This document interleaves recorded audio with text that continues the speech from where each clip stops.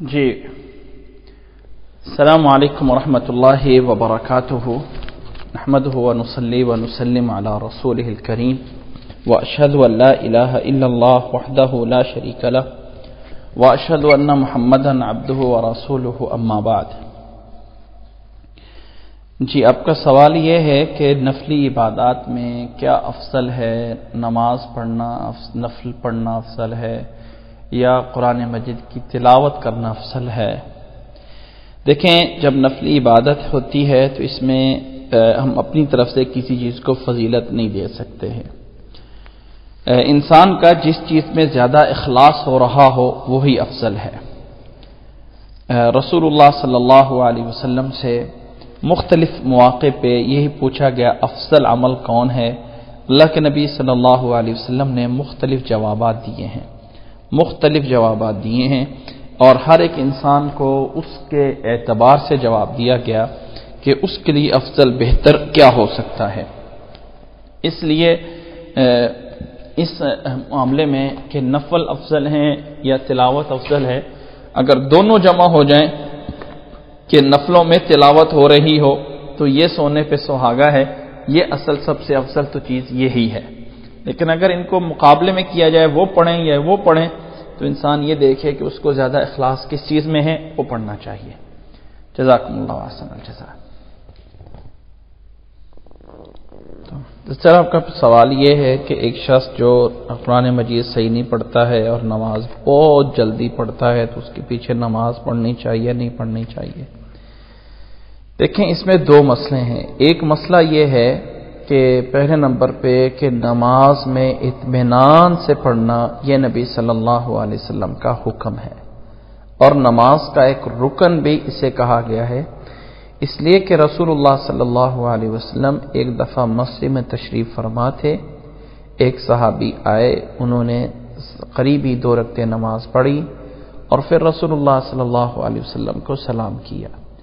آپ صلی اللہ علیہ وسلم نے جواب دیا اور فرمایا ارجع فصلی فإنک لم تصلی، جاؤ نماز دوبارہ پڑھ، تو نے نماز پڑھی نہیں ہے۔ 3 دفعہ اسے دوبارہ نماز پڑھائی، تینوں دفعہ آپ صلی اللہ علیہ وسلم نے فرمایا کہ تیری نماز ہوئی نہیں ہے، تیری نماز نہیں ہے، دوبارہ پڑھ۔ جب اسے تیسری بار کے بعد جب نماز سکھائی تو اس میں جس چیز کو مین ہائی لائٹ کیا گیا وہ یہ ہے کہ رکوع کر یہاں تک کہ اطمینان آ جائے، رکوع کے بعد کھڑے ہو یہاں تک کہ حتی تطمئن راکعا، حتی تطمئن قائما، حتی تطمئن ساجدا، حتی تطمئن جالسا، ہر ایک چیز میں فرمایا کہ اطمینان اطمینان اطمینان اطمینان۔ اس حدیث کی بنیاد پہ بہت سارے فقہا اس نماز کے اندر سکون سے آرام سے پڑھنے کو نماز کا ایک رکن یا نماز کا ایک فرض جو ہے وہ گردانتے ہیں کہ اگر یہ نہیں ہے تو نماز نہیں ہوگی، کیونکہ نبی صلی اللہ علیہ وسلم نے اس شخص کو جو ہے وہ اسی لیے کہا تھا کہ ارجع فصلی فإنک لم تصلی، کہ اس کی نماز میں اطمینان نہیں تھا۔ اور یہ حدیث کی تمام کتابوں میں موجود ہے، بخاری، مسلم، ابو داؤد، ترمذی، نسائی، ابن ماجہ، سب میں ہے۔ حدیث مسیء الصلاۃ کے نام سے ہے کہ ایک شخص نے نماز پڑھی تھی اور نبی صلی اللہ علیہ وسلم نے اسے فرمایا تھا کہ تیری نماز درست نہیں ہے 3 دفعہ جو ہے اسے کہا کہ تیری نماز ہوئی نہیں ہے۔ اس لیے واللہ اعلم نماز میں اطمینان، سکون یہ اس کا ایک حصہ ہے، لازمی ہے، اس کے ساتھ نماز کو پڑھنا چاہیے۔ اب جو انسان ایسا نہیں کرتا ہے اس کے پیچھے ہوتی ہے نہیں ہوتی ہے، ظاہر دیکھیں ایک سب سے بڑا مسئلہ جو ہے نا وہ یہ ہے۔ اچھا، پہلے میں آپ کو دوسرا پہلو سمجھا دوں پھر آپ کو اس کی طرف آتا ہوں۔ دوسرا پہلو یہ ہے کہ نماز ہونے یا نہ ہونے میں فلاں کے پیچھے ہوتی ہے، فلاں کے پیچھے نہیں ہوتی ہے، اس میں جو معیار ہے نا وہ اصل میں عقیدہ ہے، کہ اگر ایک انسان کا عقیدہ اللہ کی توحید پہ ہے، نبی صلی اللہ علیہ وسلم کی رسالت پہ ہے، اور اس عقیدے میں کوئی گڑبڑ نہیں ہے، یہ نہیں ہے کہ نبی صلی اللہ علیہ وسلم کو مشکل کشا، حاجت روا، عالم غیب فلاں فلاں سمجھا جاتا ہے، اللہ تعالیٰ اور محمد صلی اللہ علیہ وسلم میں کوئی فرق نہیں ہے، وہ بھی معبود کا لفظ نہیں بولتے، لیکن یہ ہے کہ مراتب وہی دیے ہوئے ہیں، تو یہ شرک ہے۔ ایسی صورت میں ان لوگوں کے پیچھے نماز نہیں پڑھنی چاہیے جو لوگ کے شرک کے مرتکب ہوں۔ ایک انسان کا عقیدہ درست ہے، نماز میں کوئی کمی بیشی ہو جاتی ہے تو ایسے انسان کے پیچھے نماز پڑھی جا سکتی ہے۔ یعنی نماز پیچھے پڑھنا نہ پڑھنا اس کا معیار عقیدہ ہے، اس کے پیچھے ہوتی ہے نہیں ہوتی ہے۔ اگر وہ نماز اس کی عقیدہ خراب ہے پھر اس کے پیچھے نماز نہیں ہوتی، اور اگر اس کا عقیدہ درست ہے تو نماز اس کے پیچھے ہو جاتی ہے۔ باقی یہ جو کمی کوتاہی ہے یہ بھی ایک میجر کمی ہے جو کہ وہ اس پہ غلطی پہ ہے۔ اگر تو اسے سمجھایا جائے کہ یہ ایک دفعہ اس سے مسئلہ یا یہ حدیث بیان کر کے اس سے جو ہے پوچھا جائے، اگر تو وہ اس چیز پہ صحیح کر لے تو ٹھیک ہے، اور اگر نہ صحیح کرے تو ظاہر ہے کہ انسان کو کوشش کرنی چاہیے کہ نماز جو ہے وہ کسی طریقے سے صحیح نہ پڑھے۔ اب اگر انسان کہیں اور نماز پڑھ سکتا ہو جہاں جماعت کا بھی اہتمام ہو اور اس طرح کر کے صحیح طریقے سے پڑھاتے ہوں تو یہ انسان کو زیادہ بہتر ہے کہ وہاں جو ہے انسان اپنی نماز کم از کم صحیح پڑھنے کی کوشش کرے۔ یہ ہے خلاصۃ الامر۔ باقی قرآن مجید اگر وہ صحیح نہیں پڑھتا ہے تو اگر ایک انسان قرآن مجید ساتھ ساتھ صحیح نہیں پڑھ پاتا لیکن کوشش کرتا رہتا ہے صحیح پڑھنے کی، سیکھ رہا ہوتا ہے، تو چلو اس کو تو کچھ معافی ہو سکتی ہے، لیکن اگر ایسا نہیں ہے تو اس انسان کو بھی ڈرنا چاہیے کہ اللہ تعالیٰ جو ہے اس چیز کے بارے میں سوال کرے گا اور پوچھے گا کہ قرآن مجید جو ہے وہ کیوں نہیں، وہ جب امام کسی کو مقرر کیا جاتا ہے تو جو اس کے ذمہ دار ہوتے ہیں انہیں معیار جو نبی صلی اللہ علیہ وسلم نے بتائے ہیں کہ سب سے پہلے دیکھا جائے کہ اس کی قرات کیسی ہے، پڑھنا کیسا ہے، پہلے نمبر پہ اس کو دیکھا جاتا ہے،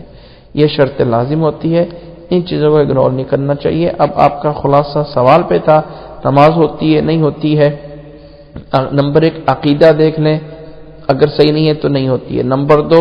نماز کی عملی کوتاہی کے لیے ایک دفعہ سمجھا دیا جائے پھر بھی نہیں ہوتا ہے تو پھر جو ہے انسان جو ہے اگر اور کسی جگہ پہ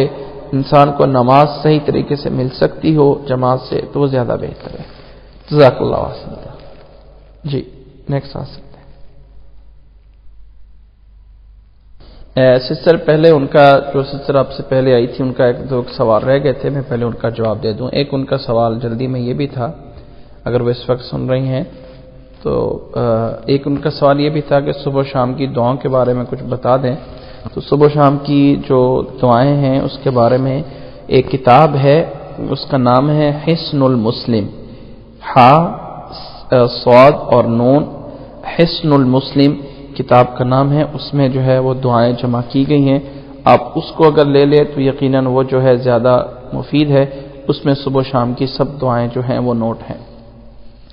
دوسرا آپ کا سوال یہ تھا کہ کوئی صحیح سی تفسیر بتا دیں۔ تفسیر جو ہے تفسیر احسن البیان اور تفسیر ابن کثیر، یہ اگر دیکھ لیں، یا تفسیر الساعدی، تفسیر الساعدی نمبر 1، نمبر 2 تفسیر احسن البیان، نمبر 3 تفسیر ابن کثیر، یہ دیکھ لیں تو انشاءاللہ تعالی یہ اردو والی ہیں، یہ فائدہ اس سے مفید ہو سکتی ہیں۔ جی یہ ان کے سوالات تھے۔ سسٹر جو آپ نے پہلا سوال کیا کہ ایک ایسا شخص جو کہ بظاہر اس کو بہت کم اس کے جو ہے وہ آمدن ہے اور اس کو پڑھنا بھی چاہتا ہے، تو وہ کوئی دوسری جاب کر کے بڑی مشکل سے جو ہے گھر کا سسٹم چلا رہا ہے، تو کیا ایسے شخص کو زکوٰۃ دی جا سکتی ہے، خاص طور پہ پاکستان کے حالات میں؟ سسٹر جہاں تک میں سمجھتا ہوں کہ ایسے انسان کو زکوٰۃ دی جا سکتی ہے، ایسے انسان کو زکوٰۃ دی جا سکتی ہے، کیونکہ جو بھی لوگ اس میدان یا فیلڈ میں ہوتے ہیں میرا خیال ہے کہ وہ ایسے لوگوں کے حالات کو بڑا قریب سے سمجھتے ہوتے ہیں۔ جہاں تک میرا علم ہے کہ اس فیلڈ میں جو لوگ خاص پر جو دینی علوم پڑھنا چاہتے ہوتے ہیں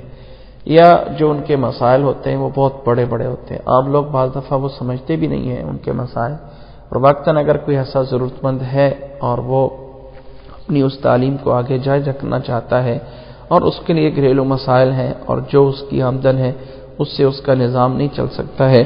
تو ایسے انسان کو زکوٰۃ جو ہے وہ دی جا سکتی ہے۔ واللہ عالم۔ یہ جو ہے مسکین کے مصرف میں بھی آتا ہے اور فی سبیل اللہ کے مصرف میں بھی آتا ہے۔ دوسرا آپ کا سوال جو ہے وہ یہ ہے کہ کوئی سسٹر ہیں کسی ایسی ریسٹورنٹ میں جاب ہے جہاں خنزیر کا گوشت بھی دیا جاتا ہے، اور خنزیر کا گوشت بھی انہیں کبھی ایسا بھی چانس ہو سکتا ہے کہ خود آرڈر پہ جا کے دینا پڑے تو یہ ایسا حرام ہے۔ ایسی جاب کرنا کہ جہاں انسان کو خنزیر کا گوشت وغیرہ بھی دینا پڑے، یہ کرنا پڑے، یا اس کے بھی مدد کرنی پڑے، یا اس کے جن لوگوں کو کھاتے ہیں ان کی جو ہے وہ کرنی پڑے، تو تعاونوا علی الاثم یعنی تعاونوا البر والتقوی ولا تعاونوا علی الاثم والعدوان۔ تقوی اور اچھائی میں تو کسی کی مدد کی جا سکتی ہے، لیکن برائی میں اور میں کسی کی مدد نہیں کرنی چاہیے۔ تو یہ اگر اس جاب میں کر رہی ہیں تو ظاہر ہے اگر وہ خنزیر کا گوشت بھی کر رہے ہیں، ظاہر ہے کہ ساتھ کچھ حلال چیزیں بھی ہوں گی، لیکن ساتھ ساتھ وہ بھی ہوگا، تو ایسی صورت میں انسان کو بچنا چاہیے۔ واللہ اعلم بالصواب۔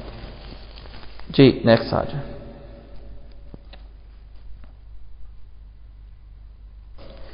سر آپ کا پہلا سوال جو ہے وہ یہ ہے کہ وتر کی نماز امام کے ساتھ پڑھ کے گھر چلے جائیں اور شام رات کو کچھ اور بھی نفل پڑھنے ہوں، تو پہلی بات تو یہ ہے کہ اگر وتر پڑھنے ہوں رات کو اٹھ کے اور پھر اس وقت نفل پڑھنے ہوں تو بہتر ہے کہ وتر چھوڑ دیے جائیں اور رات کو نفلوں کے بعد پڑھے جائیں۔ وتروں کے بعد جو چیز ثابت ہے وہ صرف 2 نفل ہیں بس، اور وہ جو 2 نفل ہیں وہ وتروں ہی کا حصہ ہیں۔ اس طرح یوں سمجھ لیں کہ جیسے مغرب کی نماز کے بعد کی جو 2 سنتیں ہوتی ہیں وہ مغرب کی نماز کے ساتھ ہیں، جو ظہر کے بعد کی 2 سنتیں ہوتی ہیں اسی طرح کے وہ نفل ہیں جو وتروں کے بعد کے نبی صلی اللہ علیہ وسلم سے 2 نفل ثابت ہیں، وہ اس انداز سے ہیں۔ وہ نبی صلی اللہ علیہ وسلم نے بیٹھ کے پڑھے، لیکن کوئی انسان اس کو کھڑے ہو کر بھی پڑھ سکتا ہے۔ نبی صلی اللہ علیہ وسلم جو نماز بیٹھ کے پڑھتے تھے اس کا جو ہے اللہ تعالیٰ ان کو پورا اجر عطا فرماتا تھا، لیکن دوسروں کے لیے بتایا گیا ہے کہ اگر وہ بیٹھ کے پڑھیں گے نفل نماز تو آدھا ثواب ملے گا، کھڑے ہو کے پڑھیں گے تو پورا ثواب ملے گا۔ تو وہ جو 2 نفل ہیں وتروں کے بعد کے وہ حدیث صحیح ہے، اور وتروں ہی کے ساتھ اس کا ایک لنک ہے، وہ اگر کوئی انسان پڑھ لے تو ثواب ہے، نہ پڑھے تو اس پہ کوئی گناہ نہیں ہے۔ لیکن اس کا مطلب یہ نہیں ہے کہ وہ کوئی الگ سے نفل ہے جو بعد میں انسان جو ہے وہ ادھر پڑھ لے اور رات کو اٹھ کے وہ 2 رکعت نفل پڑھ لے، تو ایسا نہیں ہے۔ جو اگر اس کو پتا ہو کہ رات کو اٹھ کے میں نے نفل پڑھنے ہیں تو پھر یہ ہے کہ وہ رات کے وقت جو ہے وتر چھوڑ دے اور پھر رات کو نفلوں کے بعد وتر پڑھے، یہ زیادہ بہتر ہے۔ جزاک اللہ احسن ذا۔ جو اس حدیث کا مطلب ہے وہ میں نے بتا دیا ہے۔ دوسرا آپ کا سوال یہ ہے کہ نماز جمعہ سے پہلے کی سنتیں کیا ہوتی ہیں۔ یاد رکھ لیں کہ نبی صلی اللہ علیہ وسلم کی حدیث سے جمعے سے پہلے کی جو سنتیں ہیں ان کو کوئی فکس نہیں کیا گیا ہے، کوئی فکس نہیں کیا گیا۔ اللہ کے نبی صلی اللہ علیہ وسلم نے فرمایا کہ جو انسان جمعے والے دن جلدی آئے اور غسل کر کے صحیح صاف کپڑے پہن کے خوشبو لگا کے جلدی آئے اور امام کے قریب ہو کے بیٹھے، اور وہاں پہ الفاظ ہیں صلی ما قدر لہ، جتنے اس کے مقدر میں ہے اتنے نفل پڑھے، اتنی نماز پڑھ لے۔ اب وہ جو 2 رکعت کم از کم ہے، یعنی 2 رکعت تو ہر صورت میں پڑھنے ہی پڑھنے، اگر امام نے خطبہ بھی شروع کر دیا ہے تو پھر بھی 2 رکعتیں ضروری ہیں۔ ایک نبی صلی اللہ علیہ وسلم خطبہ ارشاد فرما رہے تھے، اور خطبے کے دوران ایک شخص آ کے، بخاری میں بھی روایت موجود ہے، خطبے کے دوران آ کے وہ شخص جو ہے مسجد میں بیٹھ جاتا ہے۔ آپ صلی اللہ علیہ وسلم نے خطبہ کے روک کے اس کی طرف اشارہ کیا کہ کیا تو نے 2 رکعتیں پڑھی؟ اس نے کہا نہیں۔ آپ صلی اللہ علیہ وسلم نے فرمایا کہ کھڑے اور 2 رکعتیں پڑھو۔ اس نے 2 رکعتیں اس کو پڑھائی اور پھر وہ بیٹھا۔ تو کم از کم 2 رکعتیں، یعنی امام کا خطبہ شروع ہو جائے تو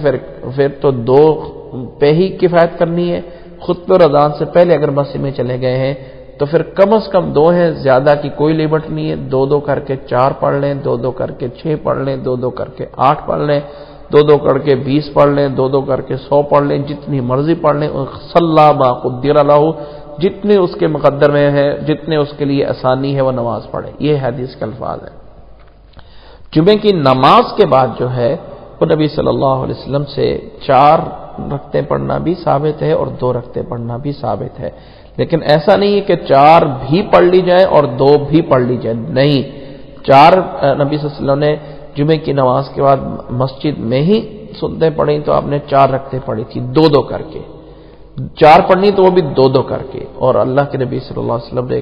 جمعے کے بعد گھر چلے گئے اور گھر جا کے صرف 2 رکعتیں ادا کی تھی۔ تو جمعے کے بعد کی 4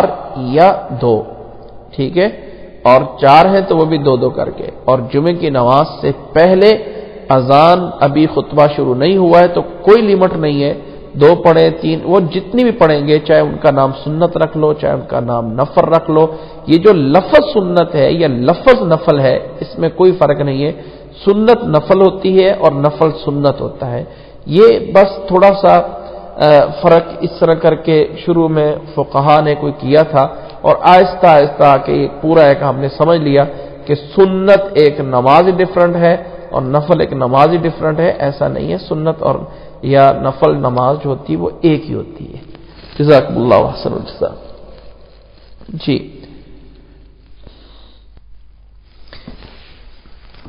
جی السلام علیکم ورحمۃ اللہ وبرکاتہ۔ سر آپ کا سوال یہ ہے کہ کسی نے یہ اعتراض لگایا کہ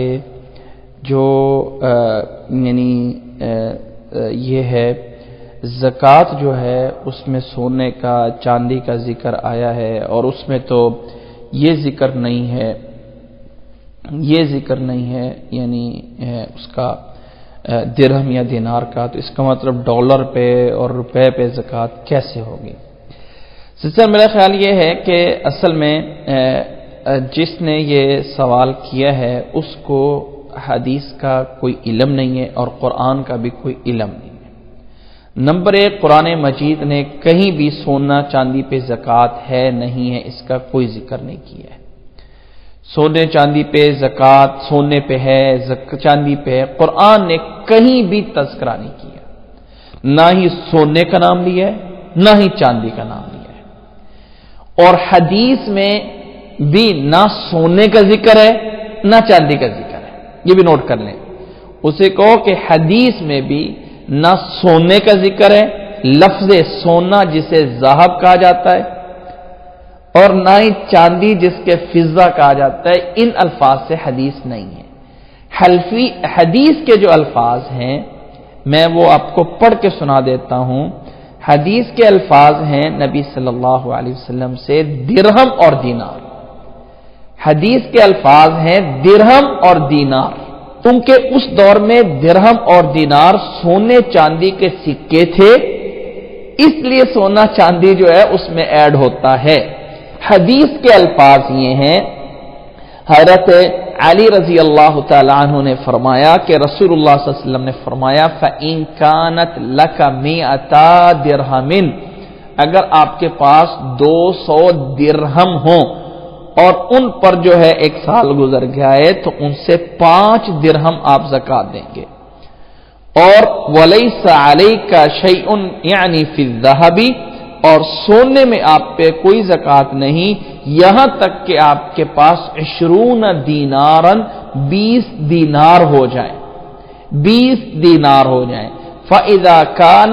لَكَ 20 دِينَارًا، بس اگر آپ کے پاس 20 دینارن یعنی 20 دینار سونے کے ہو جائیں، وَحَالَ عَلَيْهَ الْحَوْلُ، اور اس پر سال گزر جائے،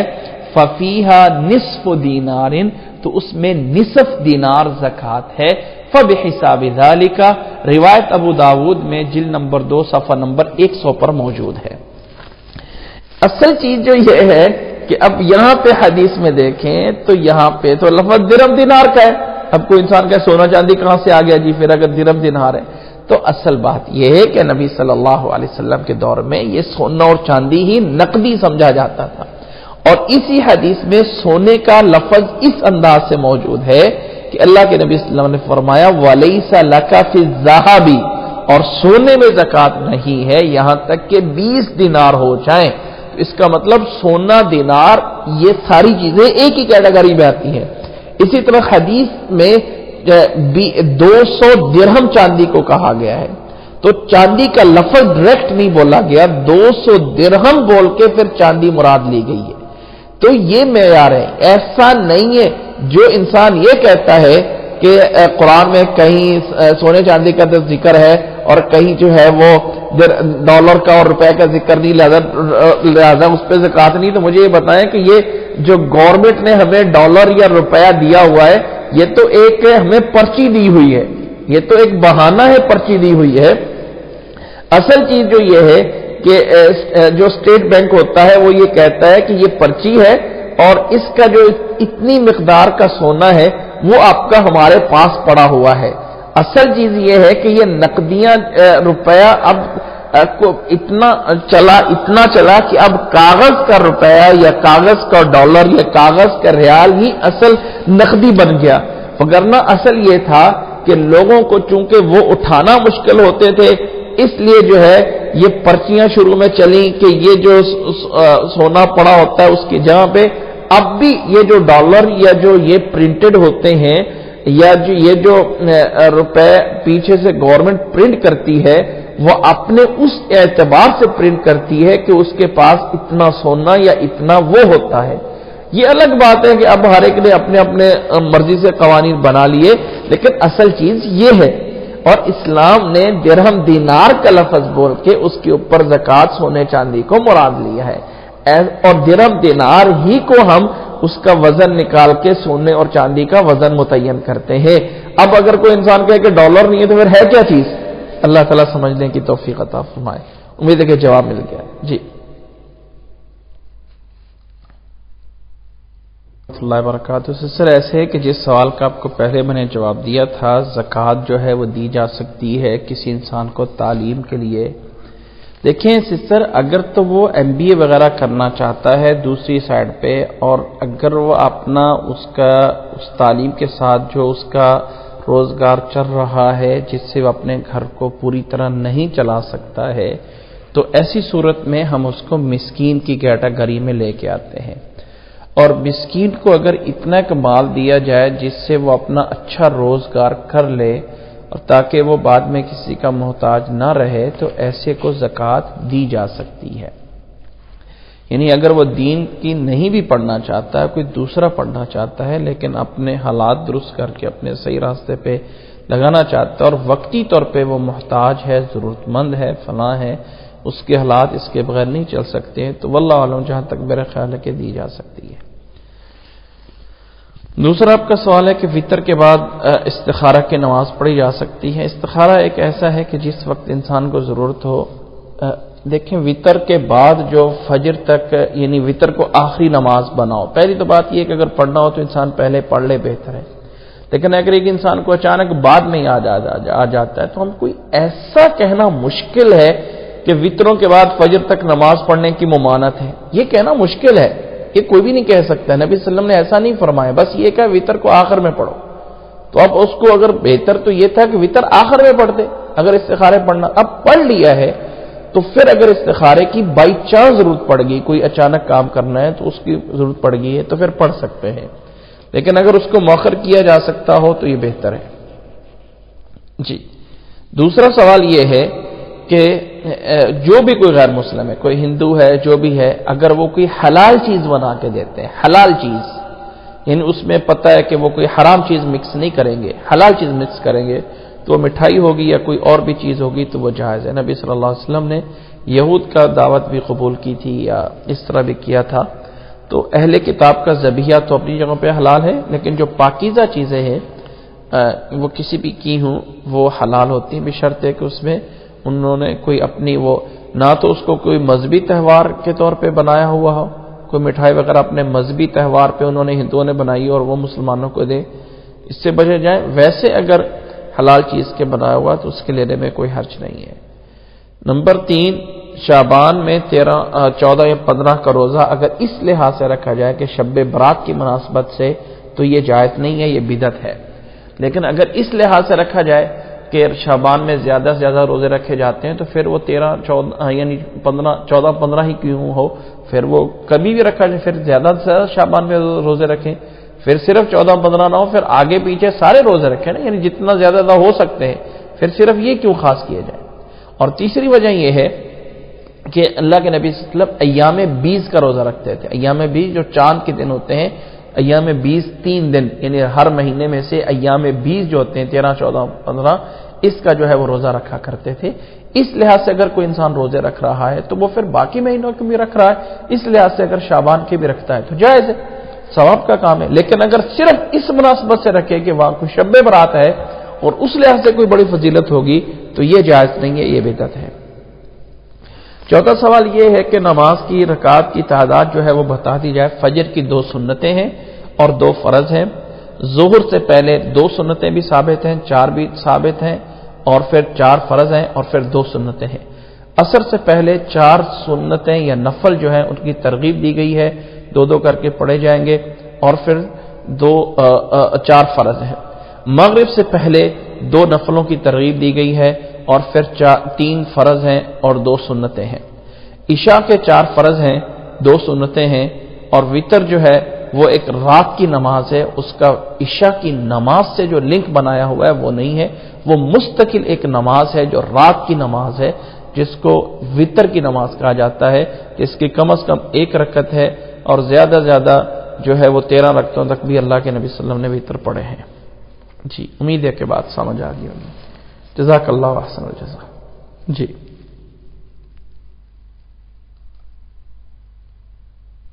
اس کا آج کا اختتام کرتے ہیں۔ سبحانک اللہم و بحمدک، اشہد ان لا الہ الا انت، استغفرک و اتوب الیک۔ السلام علیکم ورحمۃ اللہ وبرکاتہ۔ جی بسم اللہ الرحمن الرحیم، نحمدہ ونصلی ونسلم علی رسولہ الکریم، اشہد ان لا الہ الا اللہ وحدہ لا شریک لہ واشہد ان محمدا عبدہ ورسولہ، اما بعد۔ پہلا سوال اس طرح آپ کا یہ ہے کہ تشہد میں جو انگلی اٹھانی ہے شہادت کی، اس میں کیا ہے؟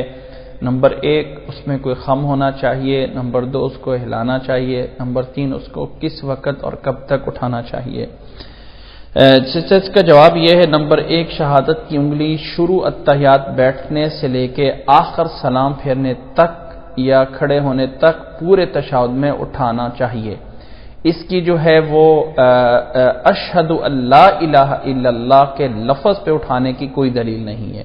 شروع سے لے کے آخر تک اسے اٹھانا چاہیے۔ نمبر 1 رسول اللہ صلی اللہ علیہ وسلم سے، ابن عمر کی اور باقی تمام اور بھی بہت سے صحابہ سے، وائل ابن حجر رضی اللہ تعالیٰ عنہ سے بھی، نسائی میں، ابو داؤد میں روایات موجود ہیں کہ اللہ کے نبی صلی اللہ علیہ وسلم انگلی تشہد میں اٹھاتے تھے۔ کسی صحابی نے اشہد ان لا الہ الا اللہ پہ اٹھانے کا ذکر نہیں کیا، اور یہ بھی الفاظ موجود ہیں کہ اللہ کے نبی صلی اللہ علیہ وسلم انگلی سے اشارہ کرتے تھے اور دعا کرتے تھے، جبکہ دعا یعنی درود شریف کے بعد جا کے آتی ہے، تو اس لیے تحیات کے شروع سے اٹھا کر آخر دعا تک جو ہے مسلسل یہ انگلی اٹھائے رہنے چاہیے، یہ ہے اس کا جو ہے وہ ڈیوریشن جو ہے۔ دوسری انگلی جو ہے رسول اللہ صلی اللہ علیہ وسلم نے سیدھا یعنی قبلے کے رخ پہ اٹھانا ہے، اس پہ کوئی خم نہیں ہے، سیدھی انگلی جو ہے وہ کرنی چاہیے، خم والی جو ہے کوئی ایسی روایت نہیں ہے، سیدھی انگلی جو ہے اٹھا کر اس کا قبلے رخ ہونا چاہیے۔ تیسری چیز جو ہے ہلانے کی بات جو ہے، تو یاد رکھیں کہ نبی صلی اللہ علیہ وسلم سے انگلی اشارہ کرتے ہوئے ہلانے کا ذکر موجود ہے، اور یہ بھی ذکر موجود ہے کہ نبی صلی اللہ علیہ وسلم انگلی جو ہے وہ بالکل سیدھی گاڑ کے رکھتے تھے۔ گاڑنا اور اشارہ ہلانا دونوں الفاظ نسائی میں موجود ہیں، اور دونوں میں یہ ہے کہ اگر انگلی سیدھی گاڑ کے رکھی، کھڑی کر کے رکھی جائے قبلے رخ پر تو وہ بھی جائز ہے، لیکن اگر اس میں حرکت دی جائے تو وہ تھوڑی سی حرکت ہی ہو، ٹھکا ٹک تیز یوں حرکت نہیں مقصود ہے، بلکہ مقصد ہے کہ جو انسان پڑھ رہا ہوتا ہے اس کے ساتھ انگلی میچ کر رہی ہو۔ یعنی جب ٹیچر کلاس روم میں کبھی پڑھا رہا ہوتا ہے تو وہ اپنے اس کے ساتھ ساتھ پڑھنے کے ساتھ ساتھ اشارے بھی ہاتھ سے کرتا ہے، یہ بیٹھ جاؤ، یہ کھڑے ہو جاؤ، کھڑے ہو جاؤ۔ اسی طرح جب انسان پڑھ رہا ہوتا ہے التحیات للہ والصلوات والطیبات، جیسے انسان انگلی سے بھی باتیں کر رہا ہے اس طرح الفاظ کے ساتھ اس انگلی کا ہلانا مقصد ہے کہ جیسے جیسے انسان پڑھ رہا ہوتا ہے اللہم صلی علی محمد وعلی آل محمد، جیسے جیسے انسان کر رہا ہے اس طرح کر کے اس کا اشارہ مقصود ہے، بالکل زور زور سے اس کا ہلا رہنا وہ مقصد نہیں ہوتا ہے۔ جی پورے التحیات میں سیدھی انگلی اور اس کو جو ہے تھوڑا سا ہلانا جو ہے پڑھنے کے ساتھ ساتھ یہ اصل مقصود ہے، یہ ہے اس میں شہادت کی انگلی سے اشارہ کرنے کا جو مفہوم ہے۔ نماز کے اندر پہلے تشہد میں بھی کیا جائے گا اور آخری تشہد میں بھی کیا جائے گا، 2 سجدوں کے درمیان جو بیٹھنا ہے اس میں ہاتھوں کو سیدھا رکھا جائے گا، اس میں اشارہ جو ہے وہ مقصود نہیں ہے۔ اور جب بیٹھا جائے گا تو نظر انسان کی سجدے پہ نہیں، تشہد میں پہلے میں بھی، درمیان والے میں بھی اور آخری میں بھی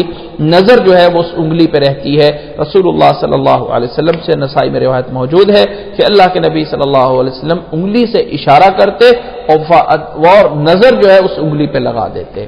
جی، دوسرا سوال آپ کا یہ ہے کہ شوال کے روزے جو ہوتے ہیں، کیا جو عورتیں مخصوص ایام کے روزے ہوتے ہیں وہ انہی کے اندر شوال کے روزوں کو شمار کر لیا جائے تو یہ کیا درست ہے؟ یاد رکھ لیں کہ شوال کے روزے رکھنا نفل ہے اور یہ الگ مستقل طور پہ ایک چیز ہے۔ جو فرض روزے رہ گئے ہوتے ہیں ان کی قضا جو ہے وہ الگ ہے، اور شوال کے 6 روزے نفل جو ہیں وہ الگ ہے۔ قضا جو روزے ہیں وہ اگلے رمضان کے آنے سے پہلے رکھنے ہیں، شوال میں رکھ لو یا جب مرضی رکھ لو۔ اور جو شوال کے 6 روزے ہیں وہ شوال کے مہینے میں رکھنے ہیں، لگاتار رکھ لیں یا اکٹھے رکھ لیں، عید کے دوسرے دن فوراً شروع کر لیں یا مہینے کے اندر تھوڑے کر کے 6 روزے پورے کر لیں، جس طرح بھی کر لیں جائز ہے۔ رسول اللہ صلی اللہ علیہ وسلم سے یہی ہے کہ جس نے شوال میں سے 6 روزے رکھ لیے، نہ ہی اللہ کے نبی صلی اللہ علیہ وسلم نے فوراً رکھنے کا حکم دیا ہے، نہ ہی نبی صلی اللہ علیہ وسلم نے لگاتار رکھنے کا حکم دیا ہے، بس یہ کہ شوال کے مہینے میں 6 روزے پورے کرنے ہیں۔ وہ جس نے پورے کر لیے وہ ایسا ہے جیسے کہ اس نے پورا سال جو ہے وہ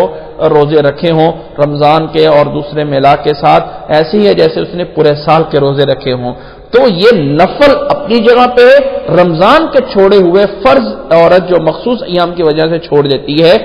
وہ ان کے ساتھ اکٹھے ایک دن میں دونوں کی نیت درست نہیں ہوگی۔ ہاں ایسا بھی جائز ہے کہ پہلے اپنے رمضان والے چھوٹے ہوئے روزے رکھ لے اور بعد میں شوال کے رکھ لیں، یا شوال کے مہینے کے روزے چونکہ مہینے اسی میں رکھنے ہیں تو وہ جلدی سے رکھ لیے جائیں، اور باقی جو فرض روزے چھوڑے ہوتے ہیں وہ اگلے سال میں پورے سال کے اندر جب بھی رکھ سکتے ہیں، لیکن الگ بات ہے کہ انہیں جلدی رکھنے کا حکم ہے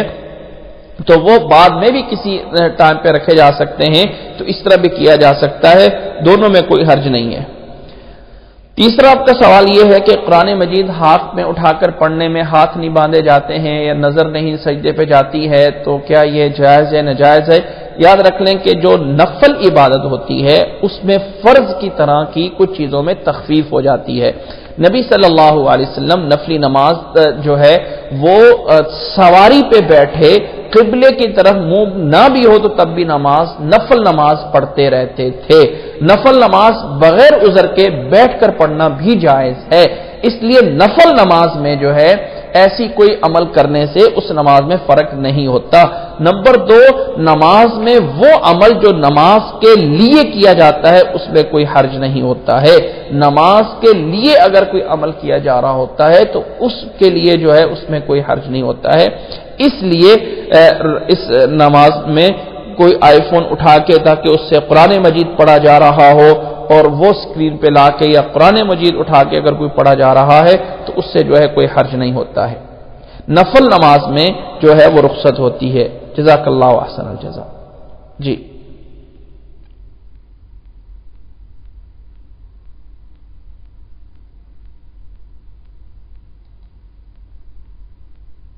آپ کا سوال ہے سورۃ قصص کی آیت نمبر 16 اور 17 میں کہ جہاں موسیٰ علیہ السلام سے قتل ہو گیا اور انہوں نے اللہ تعالیٰ سے دعا مانگی، اللہ تعالیٰ نے ان کی دعا کو قبول فرمایا، اور پھر جو ہے انہوں نے کہا کہ میں مجرموں کا کبھی مدد کرنے والا نہیں بنوں گا، مجرموں کی کبھی مدد نہیں کروں گا۔ سوال اس میں یہ ہے کہ موسیٰ علیہ السلام ابھی نبی نہیں تھے، موسیٰ علیہ السلام ابھی نبی نہیں تھے، انہیں کیسے پتا چلا کہ انہیں وہ معاف کر دیا گیا ہے، اور کیسے جو ہے انہیں پتا چلا کہ اللہ تعالیٰ سے معافی مانگنی ہے یہ چیز؟ سر اس کا جواب یہ ہے کہ سب سے پہلے تو یہ دیکھیں کہ بنی اسرائیل قوم جس میں موسیٰ علیہ السلام جو ہے وہ پیدا ہوئے، یہ قوم مصر میں گئی تھی حضرت یوسف علیہ السلام کے دور میں، جب یوسف علیہ السلام عزیز مصر بنے تھے۔ اس سے پہلے یہ قوم فلسطین کانان بستی میں تھی حضرت یعقوب علیہ السلام سے، اور یہ قوم آبائی اپنے دین پہ تھی جو حضرت یوسف علیہ السلام انہیں مصر میں چھوڑ کے گئے تھے، اس اپنے آبائی دین پہ اور جیسے کہ ہمارے پیغمبر محمد صلی اللہ علیہ وسلم کو 40 سال بعد نبوت ملی ہے، لیکن 40 سال کے پہلے عرصے میں اللہ کے نبی صلی اللہ علیہ وسلم نے کبھی کوئی شرک نہیں کیا ہے، کبھی جو ہے کسی بھی معبود باطلا کے آگے جا کے نہیں جھکے ہیں۔ اسی طرح حضرت موسیٰ علیہ السلام بھی اس پہلے عرصے میں اپنی قومی جو روایات تھیں، وہ قومی روایات کا مطلب یہ ہے کہ جو پیچھے سے وہ ابراہیمی دین چلتا ہوا آ رہا تھا اسی پہ تھے، وہ جو حضرت ابراہیم علیہ السلام کا دین تھا اسی پہ تھے۔ جب ان سے قتل ہو گیا تو بنی اسرائیل میں وہ جو حضرت یعقوب علیہ السلام کا سکھایا ہوا، حضرت یوسف علیہ السلام کا سکھایا ہوا دین، اس کے مطابق حضرت موسیٰ علیہ السلام چل رہے تھے۔ جب وہ قتل ہو گیا تو موسیٰ علیہ السلام نے اللہ تعالیٰ سے دعا کی، اللہ مجھے معاف کر دے۔ اب آگے قرآن مجید یہ نہیں کہہ رہا ربی بما انعمت علیہ، کہ اس کا مطلب بسبب اس کے کہ تو نے مجھے معاف کر دیا اس لیے میں مجرموں کا مددگار نہیں بنوں گا، نہیں، قرآن مجید نے تو یہ کہا ہے کہ موسیٰ علیہ السلام نے کہا ہے کہ بما انعمت علی، اللہ جو تو نے مجھے نعمتیں دی ہیں اس کے سبب جو ہے میں ظالموں کی مدد نہیں کروں گا۔ اب نعمتیں کیا ہیں؟ ایک تو نعمت کہ طاقت دی تھی جس سے فوراً قتل کر دیا، اب وہ سیاق و سبب تو وہ ہے نا کہ ایک مکہ مارا مر گیا۔ پیچھے سے موسیٰ علیہ السلام کو یہ تو پتہ چل چکا تھا کہ فرعونی قوم میں جب بچوں کو قتل کیا جاتا تھا مجھے جو ہے اللہ تعالی نے یوں میری پرورش کی ہے، وہ سارے احسانات مراد ہیں، وہ سارے احسانات مراد ہیں جی، وہ سارے احسانات مراد ہیں کہ اللہ جو تو نے مجھے انعام دیا ہے، اب میں کسی ظالم کو جو اللہ تعالی، لیکن یہ ہے کہ یہ توحید، یہ وحدانیت، یہ اس بنی اسرائیل قوم میں پیچھے سے چلتی ہوئی آ رہی تھی، پیچھے سے چلتی ہوئی آ رہی تھی۔ موسیٰ علیہ السلام اسی سے سمجھے، اسی سے اپنے رب کی پہچان کی ہے کہ اسی توحید پہ تھے۔ پھر آگے جو ہے موسیٰ علیہ السلام جب ڈرتے ہیں پھر جاتے ہیں، ایسا نہیں ہے کہ موسیٰ علیہ السلام کو اس وقت کسی وحی کے ذریعے آ کے بتایا گیا کہ اب تو مجھے معاف ہو گیا ہے اور اب جو ہے آپ ایسا کیجئے گا۔ وہ جتنے بھی اسباب اللہ تعالیٰ بناتے گئے اور موسیٰ علیہ السلام پہ جو اللہ تعالیٰ کے باقی انعامات تھے ان کے پیش نظر جو ہے حضرت موسیٰ علیہ السلام نے اللہ تعالیٰ سے دعا کی، جو انعامات اللہ کے واضح ان پر تھے۔ یہ چیز سمجھے، ایسا نہیں ہے کہ اس دور میں کوئی ایسی وضاحت موجود ہو کہ اللہ تعالیٰ نے لیکن اتنی بات ضرور ہے کہ اللہ تعالیٰ یہ جتنے بھی اسباب ہیں اللہ تعالیٰ نے ہی ان کے ذہن میں ڈالا کہ اب مدین کی طرف جاؤ، اب یہ ہونا ہے یہ ہونا ہے، تو اللہ تعالیٰ اپنی توفیق سے اس الہام سے جو ہے انہیں یہ جو ہے اسباب مہیا کرتا رہا۔ تو ایسا اس آیات میں کہیں نہیں ہے کہ موسیٰ علیہ السلام کو پتہ چل گیا کہ اب وہ جو ہے انہیں وہ معاف کر دیے گئے، ایسا نہیں ہے کہیں۔ امید ہے کہ بات سمجھ آ گئی ہوگی۔ جزاک اللہ احسن الجزاء۔ جی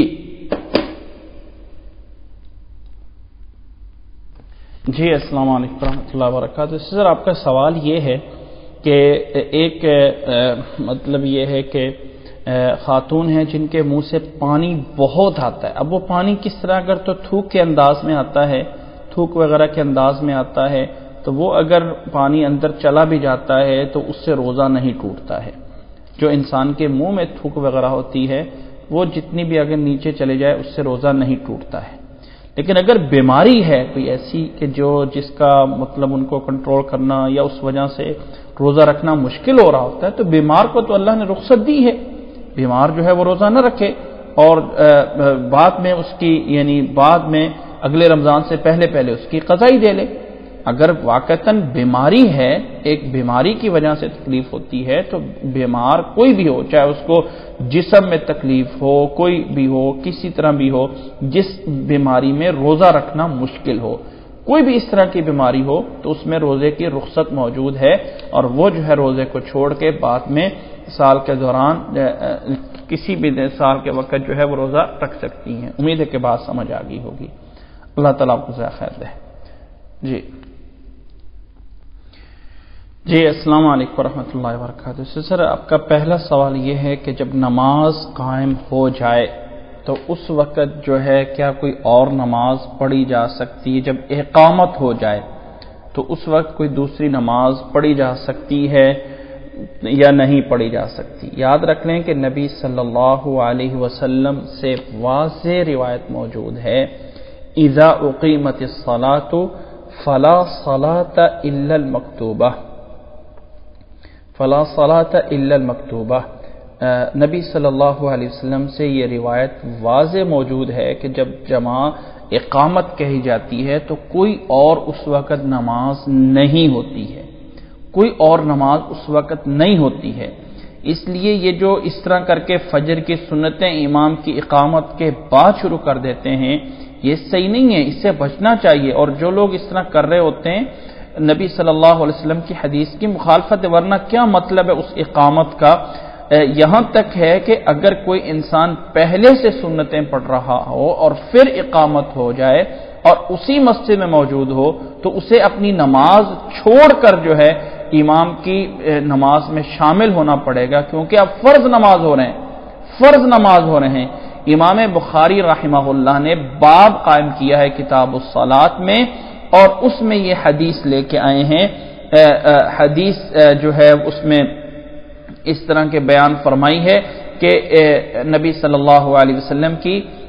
جس کا مفہوم ایسا کیا ہے کہ رأى رجلا قد اقیمت الصلاۃ یصلی رکعتین فلما انصرف رسول اللہ صلی اللہ علیہ وسلم لاث به الناس وقال له رسول اللہ صلی اللہ علیہ وسلم الصبح اربعا الصبح اربعا۔ ایک انسان کو نبی صلی اللہ علیہ وسلم نے یعنی یہ حدیث اگرچہ بخاری میں باب میں امام بخاری رحمہ اللہ وہ حدیث لے کے آئے ہیں کہ لا صلاۃ الا اذا قیمت الصلاۃ فلا صلاۃ الا المکتوبہ، اور مسلم شریف میں یہ روایت 1678 نمبر پہ یہ روایت موجود ہے۔ مسلم کے اندر حضرت ابو ہریرہ رضی اللہ تعالیٰ عنہ سے واضح انداز میں اذا اقیمت الصلاۃ فلا صلاۃ الا المکتوبہ، جب اقامت ہو جائے پھر دوسری کوئی نماز نہیں ہوتی۔ یہ روایت مسلم میں 1678 نمبر پہ روایت موجود ہے۔ یہ ہے جو یعنی پہلے سوال کا جواب ہے۔ جو لوگ سنتے پڑھ رہے ہوتے ہیں اس طرح کر کے، اس کی کوئی اجازت نہیں ہے۔ اگر کوئی امام صاحب کہتے ہیں کہ اس کی اجازت ہے تو وہ کہاں پہ، کون سی وہ روایت ہے جس میں یہ کہا گیا ہے؟ یہ ان سے پوچھنا چاہیے کہ اس کی کہاں سے دلیل ہے۔ نبی صلی اللہ علیہ وسلم سے کوئی ایسی دلیل نہیں ہے۔ جی دوسرا سوال یہ ہے، دوسرا سوال آپ کا یہ ہے کہ 8 تراویح جو ہے اگر کوئی امام 20 پڑھ رہا ہے اور پیچھے کوئی انسان پڑھنا چاہتا ہے تو 8 پڑھ کے جو ہے باقی پڑھنا چاہتا ہے تو نفل سمجھ لیں، اور اگر امام بھی ایسا کر رہا ہے تو باقی نفل سمجھ لیں، تو کیا ہمیشہ سے اس طرح نفلوں کی جماعت اور اس کو روٹین سے کرنا یہ جائز ہے؟ دیکھیں یہ جائز نہیں ہے۔ یہ صرف اس بنیاد پہ ہم اس کو سمجھتے ہیں کہ اگر کوئی انسان 8 پڑھ لیتا ہے، سنت اس کی پوری ہو گئی، ٹھیک ہے، سنت اس کی جو ہے وہ پوری ہو گئی۔ اب اس کے بعد نبی صلی اللہ علیہ وسلم سے ہم یہ نہیں بنا سکتے کہ یہ جو ہے کوئی نفل پڑھنا منع ہو گیا ہے۔ ہاں اجازت ہے، جو انسان اگر بعد میں بھی کوئی ساری رات کوئی نفل پڑھنا چاہتا ہے تو اس کی اجازت ہے، لیکن یہ جو 20 تراویح پڑھی جاتی ہیں تو ہم تو اس کو سنت نہیں کہتے۔ اور یہ ایسا نہیں میں نے کبھی کہا ہے کہ امام جو ہے باقی نفل سنت سمجھ کے پڑھ لے اور اس کی جو ہے وہ جماعت ہمیشہ کے لیے، تو ایسا عمل نبی صلی اللہ علیہ وسلم سے ثابت نہیں ہے۔ اللہ کے نبی صلی اللہ علیہ وسلم سے جو حدیث ثابت ہے اس میں یہی ہے کہ اللہ کے نبی صلی اللہ علیہ وسلم رمضان اور غیر رمضان میں 11 رکعتیں یعنی 8 رکعت تراویح اور 8 رکعت جو ہے وہ 3 رکعت جو ہے وتر وہ پڑھتے تھے رمضان اور غیر رمضان میں۔ اور یہ جس کا نام تراویح ہے یہ وہی نماز ہے جو عام دنوں میں تہجد کی نماز ہوتی ہے۔ ایسا نہیں ہے کہ یہ جو یعنی انسان ہمیشہ روٹین بنا لے کہ جی چلو اتنی جو ہے وہ نبی صلی اللہ علیہ وسلم کے مطابق پڑھ لیتا ہوں اور اتنی اپنی مرضی کے مطابق اوپر پڑھ لیتا ہوں اور اس کی روٹین بنا لینا اور اس عمل کو جائز قرار دینا نہیں ہے۔ اصل جو چیز ثابت ہے وہ نبی صلی اللہ علیہ وسلم سے 8 رکعت ہی ہے، 8 رکعت ہی پڑھنی چاہیے۔ ہاں اگر کوئی انسان انفرادی طور پہ کبھی ایسا ہو جائے کہ وہ کسی امام کے پیچھے پڑھ رہا ہو اور پھر اس کو جو ہے اس نے 8 پڑھ لی ہوں اور مزید اس کا اور دل پڑھنے کو چاہ رہا ہو تو وہ پیچھے یعنی باقی جو ہے بطور زائد نفل کے طور پہ پڑھ سکتا ہے، یہ بتانے کا مفہوم ہے۔ باقی ایک روٹین بنا کے جو ہے اس کو جو ہے وہ جائز سمجھ لینا، ایسا رسول اللہ صلی اللہ علیہ وسلم سے نہیں ہے۔ اور آخری بات یہ ہے کہ یہ جو نفل یا سنت کا فرق ہے، یہ ہمارے ہاں تراویح جو ہے وہ نفل ہی ہے، ایسا نہیں ہے کہ وہ سنت ہم جس کو کہتے ہیں، جس کو نفل کہتے ہیں، یہ ایک ہی نماز ہوتی ہے، صرف تھوڑا سا اہتمام یا غیر اہتمام میں کوئی فرق ہوتا ہے، باقی سنت کو نفل یا نفل کو سنت کہا جا سکتا ہے۔ یہاں تک بھی اجازت ہے کہ آپ نفلوں کے پیچھے فرض نماز بھی پڑھ سکتے ہیں، نفلوں کے پیچھے فرض نماز پڑھنے کی بھی اجازت ہے یا فرضوں کے پیچھے نفل بھی پڑھنے کی اجازت ہے، تو ایسا جو ہے ہو سکتا ہے، یہ الگ بات ہے، لیکن پہلی بات جو میں نے بتائی ہے اس کو ذہن میں رکھنا چاہیے۔ آخری بات یہ ہے کہ اس میں کوئی شک نہیں کہ اجازت ہے کہ ایک انسان اگر لمبی نماز پڑھنا چاہتا ہے اور وہ جو ہے زبانی نہیں پڑھ سکتا ہے تو قرآن مجید سے جو ہے وہ دیکھ کر جو ہے وہ پڑھ سکتا ہے نماز میں، یہ نفل نماز ہوتی ہے، اس میں اجازت ہوتی ہے۔ لیکن اس طرح کر کے روٹین بنا لینا کہ سارے لوگ یوں کھول کے کھڑے ہوئے ہوں یا عورتیں ساری کی ساری کھڑی ہوئی ہوں، دوسروں کو ڈسٹرب کیا جا رہا ہو، اس طرح کرے واللہ اعلم مناسب نہیں ہے، اس طرح کر کے جو ہے وہ مناسب نہیں ہے۔ لیکن جو ہے جو یعنی کبھی یعنی اس کو ضرورت سمجھا جائے، یہ نہ سمجھا جائے کہ نہیں اب یہ جائز ہی ہو گیا اور ہمیشہ ایسا کیا جائے، یہ ہے کہ اگر کوئی ضرورت ہے کسی انسان کو پڑھتی ہے تو تب اس کے لیے جائز ہے، لیکن بہتر یہ ہے کہ امام کی قرات اگر ہو رہی ہے اور امام کے پیچھے ہی ہیں تو پھر وہ امام کی قرات جو ہے اس کو غور سے سننے کی کوشش کریں۔ امید ہے کہ آپ کو سمجھ آ گیا، اللہ تعالیٰ میں سمجھنے کی توفیق عطا فرمائے۔ جی پہلا سوال جو ہے وہ یہ ہے کہ عورت کی نماز جب پڑھ رہی ہے، دیکھیں جب عورت ایسی جگہ پہ نماز پڑھ رہی ہو جہاں پہ عورتیں ہی عورتیں ہوں تو ایسی صورت میں کوئی چادر اوڑھی ہوئی ہو تو اس وقت اسے چاہیے کہ چادر میں سے ہاتھ نکال کر جو ہے وہ اللہ اکبر کیے جائیں یا جو ہے وہ ہاتھ نکال کر جو ہے وہ باندھے جائیں۔ بالکل برقعے کے اندر سے یہ اللہ اکبر کہہ کے اندر ہاتھ باندھ لینا یہ درست نہیں ہے۔ رسول اللہ صلی اللہ علیہ وسلم اور کی جو نماز کا طریقہ ہے وہ مردوں اور عورتوں کے لیے برابر ہوتا ہے جب تک کہ فرق کی دلیل نہ آئے۔ حضرت وائل ابن حجر رضی اللہ تعالیٰ عنہ بیان فرماتے ہیں، نسائی میں روایت موجود ہے کہ اللہ کے نبی صلی اللہ علیہ وسلم کے پاس میں آیا تو میں نے دیکھا سردیوں کا موسم تھا تو صحابہ اکرام کو میں نے دیکھا کہ چادروں کے نیچے سے ہاتھ نکال کر وہ اللہ اکبر کہہ رہے تھے اور ہاتھ باندھ رہے تھے، تو اس لیے چادروں کے اندر جو ہے وہ عورت کے لیے جو ہے بالکل ہاتھ کرنا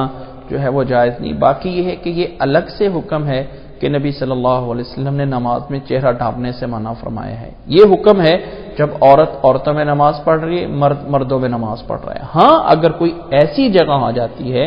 کہ عورت کھلے میدان میں اس کو مجبوراً پڑھنا پڑ گیا جہاں کوئی مرد بھی دیکھ رہے ہوں تو وہاں پہ ایک پردے کے طور پہ چہرے کا کوئی پردہ کر لیتی ہے یا اس انداز میں کہ ہاتھ کو کر لیتی ہے چھپانا، تو وہ اس کے لیے ایک جواز کی دلیل ہے۔ لیکن عام حالات میں جب عورت گھر میں نماز پڑھ رہی ہے یا وہ عورت جو ہے وہ کسی ایسی جگہ پہ نماز پڑھ رہی ہے جہاں عورتیں نماز پڑھتی ہیں تو پھر اس کو ہاتھ یا جو ہے وہ باہر نکال کے ہی کرنا چاہیے اور چہرہ جو ہے وہ بھی اس کو کھلا رکھے نماز کے اندر، یہ اس کے لیے بہتر ہے۔ جی دوسرا سوال یہ تھا کہ روزے کے دوران اگر مخصوص ایام شروع ہو جاتے ہیں تو مخصوص پیریڈ شروع ہو جاتا ہے تو جو ہی شروع ہو جائے فوراً روزہ ختم ہو جاتا ہے، اس روزے کے پورے کرنے کی ضرورت نہیں ہے اور اس روزے کی رمضان کے بعد قضائی دی جائے گی، ثواب اللہ تعالیٰ نے اس کا دے دیا، لیکن عملی طور پہ جو روزہ ہے اس کو رمضان کے بعد دوبارہ جو ہے وہ رکھنا ہوتا ہے۔ تیسرا سوال یہ ہے کہ فرعون کی بیوی حضرت آسیہ رضی اللہ تعالیٰ آسیہ علیہ السلام یا اللہ تعالیٰ ان سے راضی ہو جائے، جو بھی اللہ تعالیٰ نے کو مرتبہ دیا ہے، وہ جو ہے وہ مسلمان ہو گئی تھیں، اسلام پہ تھیں اور جنت میں کیا نبی صلی اللہ علیہ وسلم کی بیوی ہوں گی نہیں ہوں گی حضرت مریم علیہ السلام؟ اس کا جواب یہ ہے کہ ایک روایت بیان کی جاتی ہے کہ جب حضرت ختیجہ رضی اللہ تعالیٰ عنہ فوت ہونے لگیں تو اللہ کے نبی صلی اللہ علیہ وسلم نے اسے کہا کہ تم جنت میں جاؤ گی اور وہاں پر اپنی سوکنوں کو بھی میرا سلام کہنا۔ تو حضرت خدیجہ رضی اللہ تعالیٰ عنہ نے کہا کہ آپ کیا مجھ سے پہلے تو آپ کی کوئی بیوی ہے نہیں ہے، تو آپ کیسے کہہ رہے ہیں کہ کوئی میری سوکن ہے جس کو میں سلام کہوں؟ تو پھر نبی صلی اللہ علیہ وسلم نے فرمایا کہ حضرت آسیہ جو ہے اور حضرت مریم جو ہیں وہ جنت میں میری بیویاں ہوں گی اور وہ جنت میں ہوں گی، وہاں پہ میرا سلام عرض کر دینا۔ یہ روایت بیان کی جاتی ہے، لیکن یہ روایت سندن ثابت نہیں ہے کہ نبی صلی اللہ علیہ وسلم نے ایسا فرمایا ہے، اس لیے واللہ اعلم یہ روایت سند کے اعتبار سے قابل اعتماد نہیں ہے۔ یہ حدیث اپنے تحقیقی درجے میں نبی صلی اللہ علیہ وسلم تک نہیں پہنچتی ہے، اس لیے ہم یہ بنا لیں کہ حضرت آسیہ نبی صلی اللہ علیہ وسلم کی بیوی ہوگی جنت میں یا مریم جنت میں بیوی ہوگی، واللہ اعلم واللہ اعلم ہم لیکن اس روایت کی بنیاد پہ جو بتایا جاتا ہے کہ وہ حضرت آسیہ اس طرح ہوگی اور حضرت مریم اس طرح ہوگی، تو یہ کہنا درست نہیں ہے، کیونکہ کسی دلیل سے یہ بات ثابت نہیں ہے، اور جس چیز کو دلیل بنایا جاتا ہے وہ حدیث صحیح نہیں ہے۔ جزاک اللہ احسن الجزاء۔ جی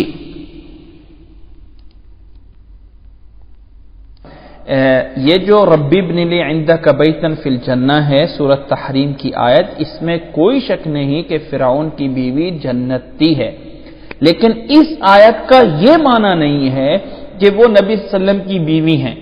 اس لیے میں نے یہ کہا ہے کہ ہمارے پاس کوئی دلیل نہیں ہے اس کو ثابت کرنے کے لیے۔ جو روایت بیان کی جاتی ہے وہ قابل اعتماد نہیں ہے، جس روایت کا میں نے بتایا ہے یہ قابل اعتماد روایت نہیں ہے، اس لیے یہ جو کہنا ہے کہ وہ جنت میں تو یقیناً ہے، جنت میں تو یقیناً ان کا جانا ہے، لیکن ایسا نہیں ہے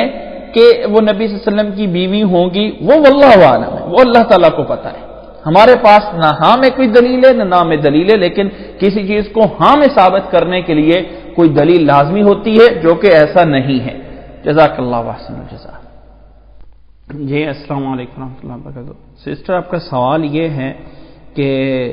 جو یعنی اگر امام کے پیچھے کوئی وطر پڑھ رہا ہے تو وہ امام نے جب سلام پھیرا تو وہ اٹھ کر ایک رکعت پڑھ لے، اس طرح کر کے اس کا وطر نہیں ہوگا، تاکہ رات کو یہ اپنے اور نفل پڑھ کے اور پھر جو ہے وہ وطر رات کے آخری حصے میں پڑھ سکتا ہو۔ لیکن پہلی تو بات یہ ہے واللہ عالم اس تکلف کی ضرورت نہیں ہے، بہتر یہ کہ انسان امام کے ساتھ وطر چھوڑ دے اور رات کو اگر پڑھنا چاہتا ہے تو وہ پڑھ لے۔ یہ ہمارے لیے مسائل اس طرح ہے، اس وجہ سے بنے ہوئے ہیں کہ ہم ہمیشہ ہی تراویح جو ہے رات کے شروع میں ہی عشاء کے فوراً بعد پڑھتے ہیں۔ اگر اس کا کوئی ایسا بھی انتظام ہوتا کہ رات کے آخری حصے میں جا کے یہ نماز پڑھی جاتی ہوتی، کیونکہ وہی نماز ہے جو نماز تہجد ہے، تو شاید یہ مسائل پیدا نہ ہوتے۔ دوسرا جو ہے یہ ایک عمل ایک اس طرح عموماً ویسے اگر ایک الگ سے بات ہے کہ کوئی انسان 4 رکعت نفل نماز پڑھنا چاہتا ہے اور امام جو ہے وہ 2 رکعتیں پڑھنا چاہتا ہے، یا امام جو ہے وہ 3 رکعتیں پڑھنا چاہتا ہے، تو پیچھے والا 4 رکعتیں والی نماز 3 رکعتوں کے پیچھے پڑھ سکتا ہے اور اپنی 1 رکعت بعد میں اٹھ کے پڑھ لے گا۔ فی نفسی ہی ایسا کرنا جائز ہے، اس کو منع نہیں ہے۔ اس طرح اگر کوئی انسان کر لیتا ہے تو جواز تو ہو سکتا ہے، لیکن بہتر یہ ہے کہ وہ اگر رات ہی کو اس نے نفل پڑھنے ہیں تو وہ جو ہے وہ اس کو نفل اگر اس نے رات میں ہی پڑھنے ہیں تو پھر جو ہے وہ اس نفل کو وطروں کو چھوڑ دے اور رات میں پڑھ لے۔ اس طرح تکلف کی ضرورت میرا خیال نہیں ہے۔ ایک بات، دوسری بات یہ ہے کہ رسول اللہ صلی اللہ علیہ وسلم نے وطر کے بارے میں فرمایا ہے کہ اجعلوا آخر صلاتکم من اللیل اجعلوا آخر صلاتکم وطرا، کہ وطر کو آخر نماز جو ہے وہ پڑھا کرو۔ اور رسول اللہ صلی اللہ علیہ وسلم کے صحابہ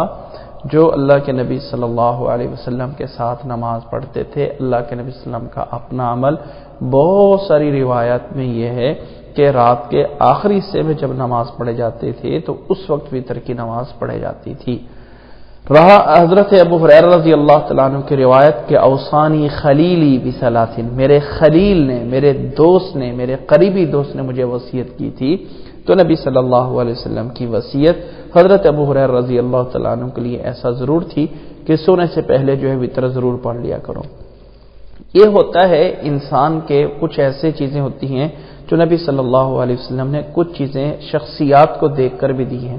اگر کسی انسان کو پتا ہو کہ رات کو اٹھنا میرا خطرہ ہے تو اس کے لیے حضرت ابو ہریرہ رضی اللہ تعالیٰ عنہ والا ہی حکم ہے کہ وہ نہ سویا کرے یہاں تک کہ وتر پڑھ لیا کرے، یعنی عشاء کے بعد وتر پڑھ کے پھر ہی سویا کرے. ایک انسان جو ہے جس کو یہ اندیشہ ہو کہ اس نے جو ہے وہ لازمی جو ہے وہ یعنی اس کے لیے اٹھنا جو ہے وہ مشکل ہوگا، تو ایسی صورت میں وتر پڑھ کے سویا کرے. اور اسی ضمن میں حضرت ابو ہریرہ رضی اللہ تعالیٰ عنہ کی وہ حدیث ہے. لیکن یہ ہے کہ اللہ کے نبی صلی اللہ علیہ وسلم کے اپنے عمل بھی اور بہت سارے صحابہ کے عمل بھی یہ ثابت ہے کہ رات کو اٹھ کر رات کی نماز کے بعد وتر پڑھے جاتے تھے. وہ جب انسان کو یقین ہو، اٹھنے کا عادت ہو، اٹھنے کا اندیشہ ہو تو پھر وہ والا عمل ہے. اور نبی صلی اللہ علیہ وسلم حضرت ابو ہریرہ رضی اللہ تعالیٰ عنہ کے بارے میں یہ فرمانا کہ رات کو وتر پڑھ کے سویا کرو، شاید اس لیے جو کچھ لوگ محدثین اس کی حکمت بیان کرتے ہیں کہ جو انسان احادیث اور اس طرح کر کے رات دیر تک جو ہے وہ پڑھتا رہتا ہو، صبح اٹھنے کا خطرہ ہو، اسے چاہیے کہ رات ہی کو وتر نماز یعنی رات ہی کو پڑھ لے اور پھر جو ہے سویا کرے، تاکہ ایسا نہ ہو کہ صبح تک جو ہے اس کی وہ فوت نہ ہو جائے. جزاک اللہ احسن الجزاء. جی میرا خیال ہے کہ آپ کا سوال جو ہے وہ پورا ہو گیا. اللہ تعالیٰ ہمیں سمجھنے کی اور اللہ تعالیٰ ہمیں عمل کرنے کی توفیق عطا فرمائے. تو آج یہ مجلس اسی پہ اختتام کی جاتی ہے. انشاءاللہ تعالی کل سے جو ہے دوبارہ جو اب لوگوں کے سوالات رہ گئے ہیں یا جس کے ہیں وہ انشاءاللہ تعالی کل ان کا جواب دے دیا جائے گا. اللہ تعالیٰ سب لوگوں کو جزائے خیر دے. اللہ تعالیٰ ہمیں عمل کرنے کی توفیق عطا فرمائے. اور جن لوگوں نے بھی دعا کے لیے کہا ہوا ہے اللہ تعالیٰ سب کے مسائل کو حل فرمائے انشاءاللہ تعالیٰ. لگ طور پہ بھی سب کے لیے جو ہے وہ دعا، جو تنہائی کی دعائیں ہوتی ہیں وہ سب سے زیادہ جو ہے وہ قبول ہوتی ہیں. جزاکم اللہ احسن ذا. اللہ تعالیٰ ہمیں سمجھنے کی اور اللہ تعالیٰ ہمیں عمل کرنے کی توفیق عطا فرمائے. سبحانک اللہم و بحمدک اشہد ان لا الہ الا انت استغفرک و اتوب الیک. السلام علیکم ورحمۃ اللہ وبرکاتہ. جی بسم اللہ الرحمن الرحیم. نحمده ونصلي ونسلم على رسوله الكريم واشهد ان لا اله الا الله وحده لا شريك له واشهد ان محمدا عبده ورسوله اما بعد. آج ہم جو سلسلہ آپ کا جو سوال ہے، سب سے پہلا سوال یہ ہے کہ حضرت سلیمان علیہ السلام نے دعا کی تھی اپنے رب سے کہ اللہ مجھے ایسی بادشاہ عطا فرما جو میرے بعد کسی کو نہ دی جائے. تو یہ تھوڑا سا یعنی اللہ تعالیٰ ہمیں یعنی اس چیز سے بچائے. لیکن یہ ہے کہ یہ کیا ایسا ہے کہ اس میں کوئی خودداری کی طرف تو نہیں بات آ رہی ہے کہ صرف انہوں نے اپنے آپ ہی کو رکھا اور کسی دوسرے کے لیے ایسا نہ ہو؟ تو اس کے بارے میں کیا ہو سکتا ہے، یہ کس طرح صحیح تھا کیسے نہیں تھا؟ تو سر بات یہ ہے کہ سب سے پہلے تو یہ ذہن میں رکھیں کہ قرآن مجید یہ اللہ تعالیٰ کی کلام ہے، اور اس اللہ تعالیٰ نے جو اپنے انبیاء بھیجے ہیں یقیناً ہر نبی کا جو بھی کہنا ہوتا ہے وہ اللہ تعالیٰ کی مرضی سے ہوتا ہے، اللہ تعالیٰ کی مرضی سے ہوتا ہے. کہ اور جیسے کہ جہاں تک ہمیں اس میں یہی نظریہ رکھنا ہوتا ہے کہ ان کی یہ جو دعا ہے اس کے پیچھے بھی اللہ تعالیٰ ہی کی مرضی یا اللہ تعالیٰ ہی کا منشا جو ہے وہ شامل تھا. اور یعنی جب انسان یہ کہتا ہے نا اللہ تعالیٰ مجھے سب سے زیادہ برگزیدہ بندہ بنا لے، تو صرف یہ ہوتا ہے کہ اب اگر ہم سب سے زیادہ کی وضاحت نہیں کر رہے ہوتے ہیں، سب سے زیادہ کی، لیکن یعنی اب اس سب سے والے کی چیز کو اگر لفظوں میں لایا جائے تو وہ انسان کہتا ہے میں فلاں سے بھی بڑا کیسے ہو سکتا ہوں، فلاں سے بھی کیسے بڑا ہو سکتا ہوں، وہ تو نہیں ہو سکتا ہے. اب حضرت سلیمان علیہ السلام کی دعا بظاہر اسی انداز میں ہی تھی کہ اللہ مجھے جو ہے یعنی بہت بڑی بادشاہ عطا فرما، سب سے یعنی بعد والوں میں سے سب سے بڑی مجھے بادشاہ عطا فرما، یعنی اس طرح کا کہنا تھا۔ واللہ علم اس میں ہم یہی کہیں گے اللہ تعالیٰ کی جو ہے وہ ان کے ساتھ منشا یا مرضی جو ہے وہ یہ شامل تھی۔ اور حضرت سلیمان علیہ السلام سے پہلے حضرت داؤد علیہ السلام، جن کے لیے اللہ نے لوہے کو مسخر کیا، پہاڑ پرندے ان کے ساتھ تسبیح کرتے تھے، تو ایک ایسا نمونہ موجود تھا کہ حضرت داؤد علیہ السلام کے لیے پہاڑ ہیں، پرندے ہیں۔ اب وہ جو ہے اپنے رب سے اور کوئی اس سے بڑی چیز جو ہے وہ مانگی، اور اللہ تعالیٰ نے مطلب زمین پہ جتنے بھی انبیاء بھیجے ہیں ان میں سے ایک نبی ایسا بھیجنا یہ اللہ کی ایک حکمت تھی کہ جس کے لیے زمین کی ہر چیز تابع کر دی جائے، اور پھر بھی وہ یہ کہے کہ میں الہ نہیں ہوں۔ جنوں پہ ان کی حکومت، اور ہواؤں کے ان کے اوپر ان کی حکومت، ہر پرندے کے یعنی ہر جانور جو ہے وہ ان کے تابع، ہر جانور جو ان کے حکم کے تابع، لیکن پھر بھی حضرت سلیمان علیہ السلام کی اتنی بڑی بادشاہت کے باوجود اللہ تعالیٰ یہ ثابت کرنا چاہتا ہے ان میں کہ اتنی بڑی بادشاہت لیکن پھر بھی وہ اپنے رب کے تابع، اور ان کی یہ دعا کہ میرے بعد کسی کو اس طرح کی جو ہے وہ بادشاہت نہ ملے، تو یہ چیز ہے۔ باقی اس طرح ایسے ہے کہ اصول یا ضابطہ یہ بیان کیا گیا ہے کہ انسان یقیناً خود اپنے لیے جو ہے وہ بڑا ہونے کی، بڑے مرتبے کی دنیاوی لحاظ سے مطالبہ نہ کرے، لیکن ایسا ہے کہ جہاں ضرورت ہو اور جہاں حالات اس چیز کا تقاضا کر رہے ہوں، وہاں اگر ایک انسان کہہ دے کہ مجھے ہی بڑا بنا لو تو اس میں کوئی حرج نہیں ہوتا۔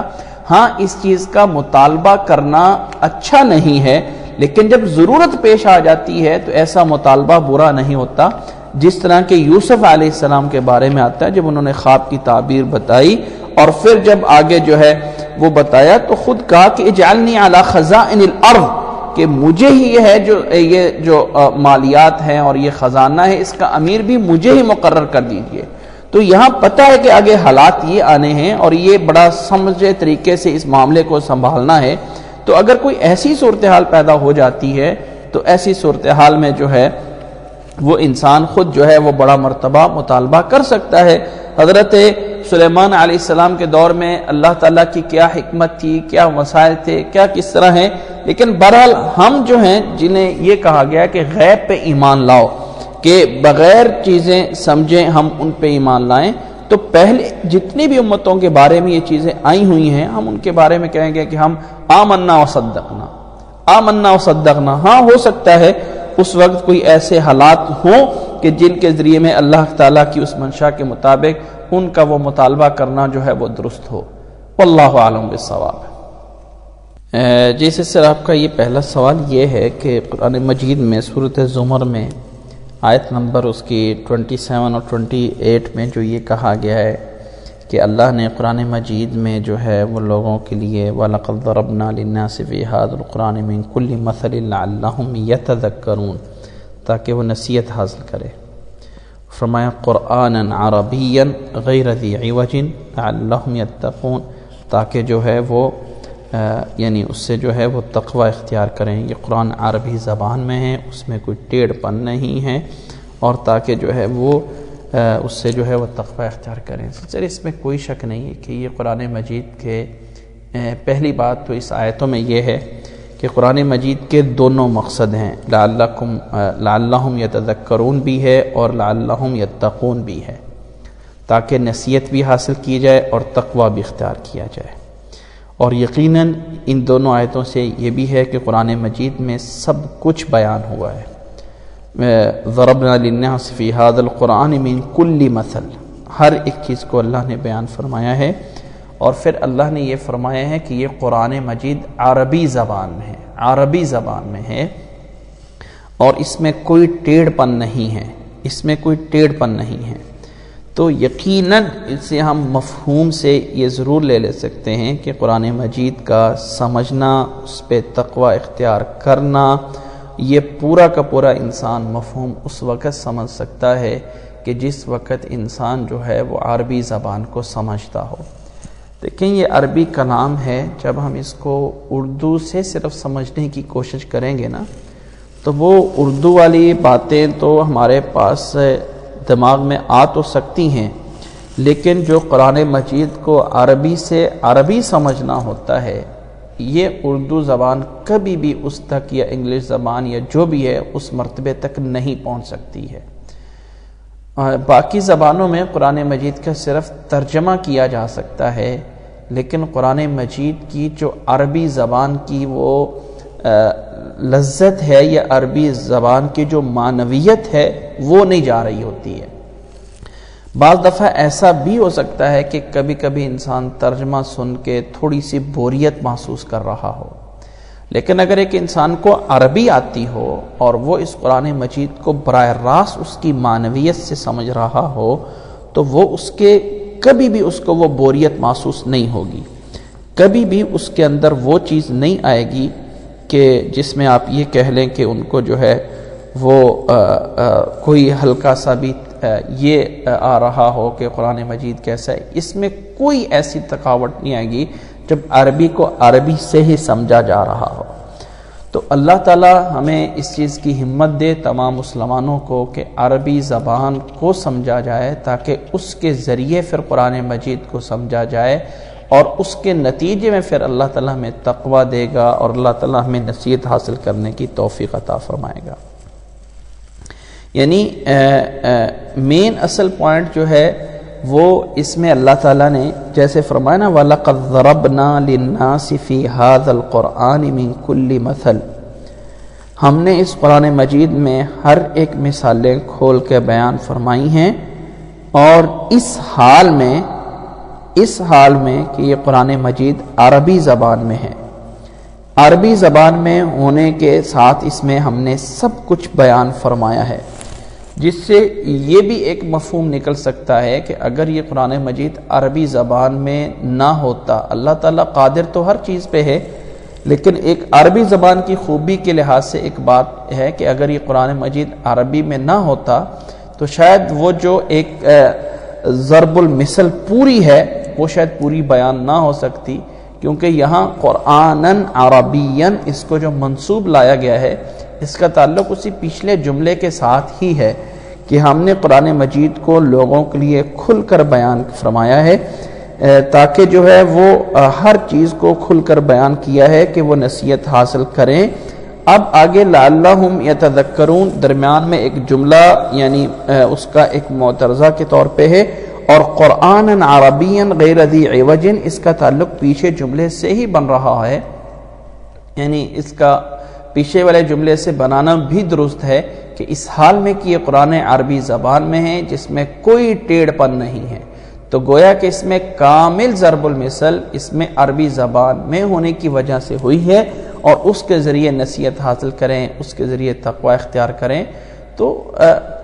یعنی ایسا نہیں ہے کہ کوئی انسان کہے کہ عربی زبان سیکھنی جو ہے وہ کوئی صحیح نہیں ہے، درست نہیں ہے۔ یقیناً اسلام کے اندر رسوخ پیدا نہیں ہو سکتا، یا قرآن مجید میں کوئی انسان راسخ یعنی پختہ علم نہیں حاصل کر سکتا جب تک کہ وہ عربی زبان سے واقف نہ ہو۔ جزاکم اللہ احسن الجزاء۔ جی، اور دوسرا سوال آپ کا یہ تھا کہ بچوں کے نام فرشتوں کے نام پہ رکھے جا سکتے ہیں، جبرائیل، میکائیل۔ ویسے شرعی لحاظ سے تو اس میں کوئی قباحت نہیں ہے، بلکہ وہ ایک راوی بھی گزرتا ہے حدثنا جبریل، ایک شخص کا نام بھی جبریل تھا، تو ایسا جو ہے وہ یعنی روات میں گزرے بھی ہوئے ہیں، تو ایسا رکھنے میں تو کوئی حرج نہیں ہے، رکھے جا سکتے ہیں نام۔ لیکن اس میں ایک بات ذہن رکھنا چاہیے کہ نام جو بھی رکھیں وہ جو ہے اس کا کوئی غلط معنی نہیں ہونا چاہیے، یا اسلام کے خلاف کوئی مفہوم نہ نکلتا ہو، جس طرح کہ عبد شمس یا عبد فلاں یا پیر دتا یا فلانا بخش، اس طرح کے کوئی نام نہ ہو تو کوئی حرج نہیں، کوئی بھی نام رکھا جا سکتا ہے۔ دوسرا یہ ہے کہ فرشتوں کے نام رکھے جا سکتے ہیں، لیکن اس میں کہیں یہ پہلو نہ ہو رکھتے وقت کہ فرشتے جو ہے اس کی ہیلپ کریں گے یا مدد کریں گے، کہ اب جبرائیل علیہ السلام کہیں گے کہ اس کا نام جبرائیل ہی ہے تو میرا ہم نام ہونے کی وجہ سے جو ہے میں اس کو کچھ نہیں کہوں گا، تو یہ عقیدہ بھی کہیں نہ رکھا جائے تو پھر کوئی حرج نہیں ہے. جی السلام علیکم ورحمۃ اللہ وبرکاتہ. سوال یہ ہے کہ ایک صورت ہے اور اس کی کچھ آیات ایک رکعت میں اور کچھ آیات ایک رکعت میں، تو ایسا کرنے میں کوئی حرج نہیں ہے، بس کوشش یہ ہونی چاہیے کہ صورت کوئی بڑی تھوڑی سی ہو کہ جس کو دو حصوں میں ڈیوائیڈ کر سکتا ہو. اب ایسا تو نہیں ہے نا کہ آپ کہیں کہ صورت قل واللہ احد کو دو حصوں میں کر دیا جائے یا صورت ناس کو دو حصوں میں، تو اس طرح درست نہیں ہے. کوئی صورت اتنی بڑی ہو کہ جس میں جو ہے وہ اس کو تقسیم کیا جا سکتا ہو تو پھر جو ہے وہ مناسب ہوتا ہے. جزاک اللہ احسن الجزاء. سسٹر، جو میں آپ کا سوال سمجھا ہوں اس میں یہ سمجھا ہوں کہ تہجد کی جو عام دنوں میں پڑھی جاتی ہے تو وہ رات ہی کی نماز ہوتی ہے، تو ساری کا ہم وطر کی نیت کریں یا آخری نفل کی وطر کریں. دیکھیں سسٹر، تہجد کا مطلب ہے رات کو اٹھنا، بس تہجد کا مطلب ہے رات کو اٹھنا. اب رات جو بھی نماز پڑھی جائے گی اس کو ہم تہجد کہہ سکتے ہیں. وطر بھی ایک تہجد ہے، یعنی وطر بھی ایک تہجد ہے. باقی جو نیت کرنی ہوتی ہے وہ صرف دل سے ارادے کا نام ہے. پہلے جو دو رکعت پڑھے جاتے ہیں ان میں نفل کی نیت کی جائے، اور جب آخری ایک رکعت پڑھنی ہے یا 3 رکعتیں پڑھنی ہیں تو اس پہ جو ہے وہ وطر کی نیت کی جائے. باقی جو پہلے ہے وہ صرف نفل ہی ہے. رات کو اٹھ کر عبادت کرنا اسی کا نام ہے تہجد. اگر رات کو کوئی انسان اٹھ کے صرف نفل پڑھ لیتا ہے، صرف وطر پڑھ لیتا ہے، تو یہ بھی اس نے تہجد پڑھی ہے. اگر ایک انسان رات کو اٹھ کے صرف نفل پڑھ لیتا ہے، صرف وطر پڑھ لیتا ہے، تو یہ بھی اس نے تہجد کی نماز کو ہے کہ پڑھی، کیونکہ وطر اس نے پڑھے. تو یہ مطلب ہے. باقی وطر کو آخر میں پڑھنا ہوتا ہے،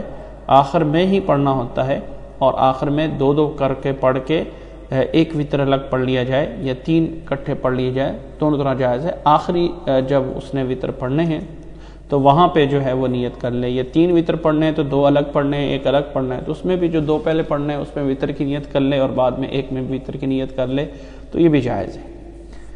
جزاک اللہ احسن. دوسرا آپ کا سوال یہ ہے کہ اگر ایک مثال کے طور پہ کسی کو سورۃ الرحمن یاد ہے تو ایک رکعت میں اس کی کچھ آیتیں پڑھ لیتا ہے، تو دوسری رکعت میں اگر دوسری رکعت میں اس کو نہیں بھی پڑھتا ہے تو کوئی حرج نہیں ہے. اگر دوسری رکعت میں کسی دوسری سورت کی کچھ آیتیں پڑھ لی جاتی ہیں جہاں پہ مفہوم پورا ہو رہا ہوتا ہے، یعنی مفہوم کے اعتبار سے کچھ آیتیں اس طرح انتخاب کر لی جاتی ہیں، تو اس میں کوئی حرج نہیں ہے، یعنی اس میں بھی کوئی حرج نہیں ہے. جزاک اللہ احسن. جی اسے سجن ہینڈ کیا. جی السلام علیکم. سر آپ کا سوال یہ ہے کہ نماز تسبیح جو ہے، صلاۃ التسبیح جو ہے، اس کی درمیان میں تشہد ہے یا نہیں ہے. تو دیکھیں، یاد رکھ لیں، نماز تسبیح کی جو 4 رکعتیں ہیں وہ ایسی ہیں جیسے عام 4 رکعتیں پڑھی جاتی ہیں، اس میں تشہد ہے. جب ایک چیز ثابت ہو جاتی ہے عام نماز میں تو کسی نماز میں نہ ہونے کے لیے دلیل چاہیے ہوتی ہے. جس طرح کہ وطروں میں 3 میں درمیان میں تشہد نہیں ہے تو اس کی صراحت موجود ہے کہ اس کو مغرب کی طرح نہ پڑھا جائے. باقی یہ ہے کہ یہ جو نماز ہے یعنی صلاۃ تسبیح، اس میں درمیان میں تشہد بیٹھنا ہے، درمیان میں التحیات ہے، وہاں پہ اس طرح کرنا ہے. اور التحیات سے پہلے، بیٹھنے سے پہلے جو اس میں وہ یعنی پڑھنا ہے 10 دفعہ، یعنی سبحان اللہ والحمد للہ ولا الہ الا اللہ واللہ اکبر، یہ جو اس میں پڑھنا ہے وہ بھی پڑھنا ہے. کیونکہ جو اس میں ترتیب ہے پڑھنے کی، اس میں 2 سجدوں کے بعد 10 دفعہ پڑھنا یہ بھی موجود ہے اس کی ترتیب میں، جو اس کے طریقہ ہے اس کے اندر. تو اس لیے التحیات موجود ہے. التحیات جو ہے پڑھنی ہے 2 رکعتوں کے بعد، اور پھر تیسری رکعت کے لیے اٹھنا ہے ایک بات. دوسرا آپ کا سوال یہ ہے کہ اس کے پڑھنے کا ٹائم آیا تراویح کے بعد یا وطر کے بعد. اس کا کوئی ٹائم نہیں ہے، لیکن وطر کو آخر میں پڑھنا چاہیے. یعنی اگر آپ نے یہ پڑھنی ہے نماز تو وطر چھوڑ دیں. پہلے جو بھی آپ کی، اگر آپ نماز تسبیح وغیرہ پڑھنا چاہتی ہیں تو اس کے پڑھنے کے بعد پھر آخر میں اگر مناسب سمجھیں تو اس کو مطلب سحری کے بند ہونے سے پہلے جو ہے اس وقت وطر پڑھ لیں. لیکن یہ ہے کہ مطلب وطروں کے بعد نہیں، بلکہ ہمیشہ وطروں سے پہلے ہی اس طرح کے جو بھی نفل پڑھنے ہوتے ہیں اس کا اسی وقت کرنا ہوتا ہے. جی جزاک اللہ احسن.